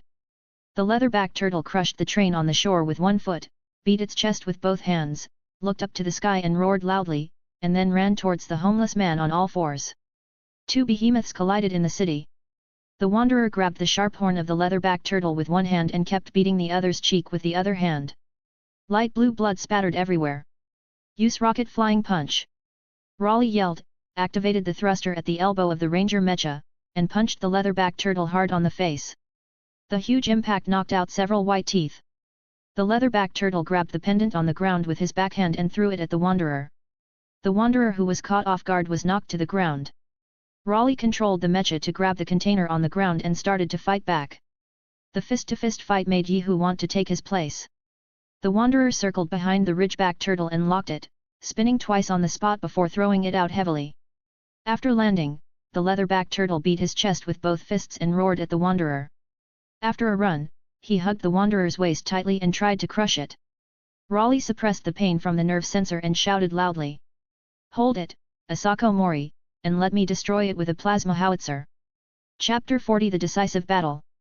Asako Mori gritted his teeth and controlled the ranger's left arm to hug the leatherback turtle tightly. Raleigh began to charge the plasma howitzer on his right arm. 3 seconds later, the leatherback turtle's body suddenly shook, and blue blood flowed like a waterfall. Obscene. After 5 rounds of plasma howitzers, the leatherback turtle's eyes lost luster and it hit the ground heavily. After the blade head incident, Raleigh developed the habit of finishing the attack and casually hit the leatherback turtle with the last few rounds of howitzers. The tailed rat who found Newton heard the movement behind him and slowly exited the shelter. He turned his head and roared at the wanderer. Raleigh drove the mecha and carried the ship and hit the tailed rat on the head. Light blue blood splashed everywhere. Shoot! The angry tailed rat swung its tail vigorously and knocked the ship away, knocking the wanderer back. He hid himself in the shadows of the surrounding buildings and was ready for a sneak attack at any time. Can the helicopter see the opponent's figure? Raleigh held down the communicator and asked in a low voice. After suffering a loss once, he hated this situation where the enemy was in darkness and we were clear. 4 armed helicopters turned on their searchlights to provide the wanderers with a surrounding view. At this moment, the tailed rat smashed the building on the left side of the mecha and carried the wanderer into the building on the other side. The 2 people who were proficient in fighting immediately controlled the mecha to fight back, and their huge fists made a roaring sound and smashed hard. On the tailed rat's face, the 2 behemoths were rolling back and forth in the building complex. The tailed rat opened its mouth and sprayed corrosive liquid at the wanderer. Loyally controlled the mecha to avoid it. Seeing that the tailed rat wanted to open its mouth, he quickly reached out to grab the poison in the opponent's mouth and pulled it hard. The tailed rat let out a cry of pain and grabbed the wanderer's right arm with both hands. Its tail wrapped around the wanderer's left arm and began to exert force, trying to tear the opponent into pieces. Raleigh suppressed the pain from the nerve sensor and whispered, "Hold on. Turn on the coolant on the left." Asako Mori gritted his teeth and nodded and started to activate the coolant. Several gaps appeared on the left side of the mecha and began to spray white smoke. After a few seconds, the ranger's left arm pushed hard and directly shattered the tail of the tail rat. The severe pain greatly increased the strength of the tailed rat. He knocked down the wanderer mecha and grabbed the opponent's back with both legs. He raised his arms and spread his hidden wings to fly into the sky with the wanderer. Our oxygen began to drop. After the plasma howitzer was fired, we had no choice. There was a trace of unwillingness on Raleigh's face. He was obviously almost successful but fell on the last step. Asako Mori gritted his teeth and whispered, "There is also a way." As soon as he finished speaking, a chain sword popped out of the wanderer's left arm and then shrank into a sharp sword. The 2 men controlled the sword and cut the tailed rat in half. The wanderer, who lost his restraints, quickly fell from an altitude of 50,000 feet. After a dull landing, the city center splashed dust, and Pentecost looked at the mecha standing slowly in the dust with a telescope and shouted success. The body of the tailed rat slowly fell into the city. Hannibal Joe began to mobilize his men to collect materials from the opponent. Yehu looked at the crowd surrounding the tailed rat and shook his head slightly. The tailed rat is the only one among the monsters that can get pregnant naturally. Exist. Under Newton's horrified eyes, a juvenile tailed rat rushed out of the broken corpse, and Yehu casually picked up a stone and threw it at the monster. Walked up to Hannibal Joe and whispered, "I need you to do something for me." A trace of struggle flashed in Hannibal Joe's eyes, then he lowered his head and said softly, "I'm happy to help you, boss." Newton on the side looked at Yehu in surprise. He didn't expect that there was a boss behind Hannibal. After watching the 2 people leave, Newton began to prepare the neural connector, hoping to enter the monster's brain again to obtain information and lay the foundation for the victory of mankind. Basics. This time Herman decided to connect with him. Those 2 people are a little annoying. Listening to Yehu's flat tone, Hannibal rolled his eyes and said with pity, "There is no way we have tried our best. Who would have thought that there is a juvenile body inside the monster?" Yehu nodded with satisfaction. The 2 people who had just finished the neural connection were stabbed to death by Hannibal's men with monster teeth before they could get over the excitement. After receiving the report, Pentecost frowned slightly. He could not possibly be in such a crisis moment. He broke up with Hannibal, the patron, and had to rely on the other party for the follow-up mech maintenance costs. Without the 2 doctors, there would be no need to recruit again. Without Newton's reminder, Pentecost failed to understand the conditions for crossing the space rift. He piloted the raider with the Wanderer and after a bloody battle on the bottom of the sea, the 2 mechas detonated at the same time. Except for Sen Meza who left with the help of the escape pod, the other 3 died. Faced with the cracks that could not be closed, everyone in the dome sky fell into despair. Just when the leaders of the world government were coordinating all their forces and preparing to die together with the enemy, the Prophet received an order from Yehu to cease the war for a year. During this year, mankind's explosive potential pushed mechas to a new level, and a group called Shaw Industries was born. Asako Mori became the Secretary General because of his status as a hero. Technology to build a mecha that can be operated by one person. The Shaw Group wanted to use drones to open the market. Yehu once again came to the bottom of the Pacific Ocean to cross the space rift, and controlled the king to issue a self-destruct order. Except for a small number of people who chose to resist, the other prophets ended themselves. Yehu returned to Earth after a tour of the prophet world, and drove his new mecha to the Shaw show to prepare to kill Asako Mori and Pentecost's son to complete the destruction mission. Asako Mori, who was sitting on the plane, looked at the mecha driven by Jack with a smile on his face. At this moment, a large number of seagulls flew on the coastline. Yihu drove the black mecha slowly onto the coast and looked at the surrounding people. The fleeing crowd felt as if they had come to Altman's set. He opened the missile launcher on his shoulder and launched an attack on the helicopter in the air. Jack stared at the falling plane and let out a roar, driving the homeless quickly to the crash point to catch his sister. Yihu took the opportunity to launch 2 missiles at the homeless, trying to complete the task as quickly as possible. The impact of the missiles changed the shooting angle of the homeless, and Jack watched as Asako Mori's helicopter exploded in front of his eyes. No. Sister. Jack's eyes were red with endless murderous intent, and Knight, who was connected with him, sighed in his heart, and manipulated the homeless to rush towards Yihu, and the two cooperated tacitly to avoid the oncoming missiles.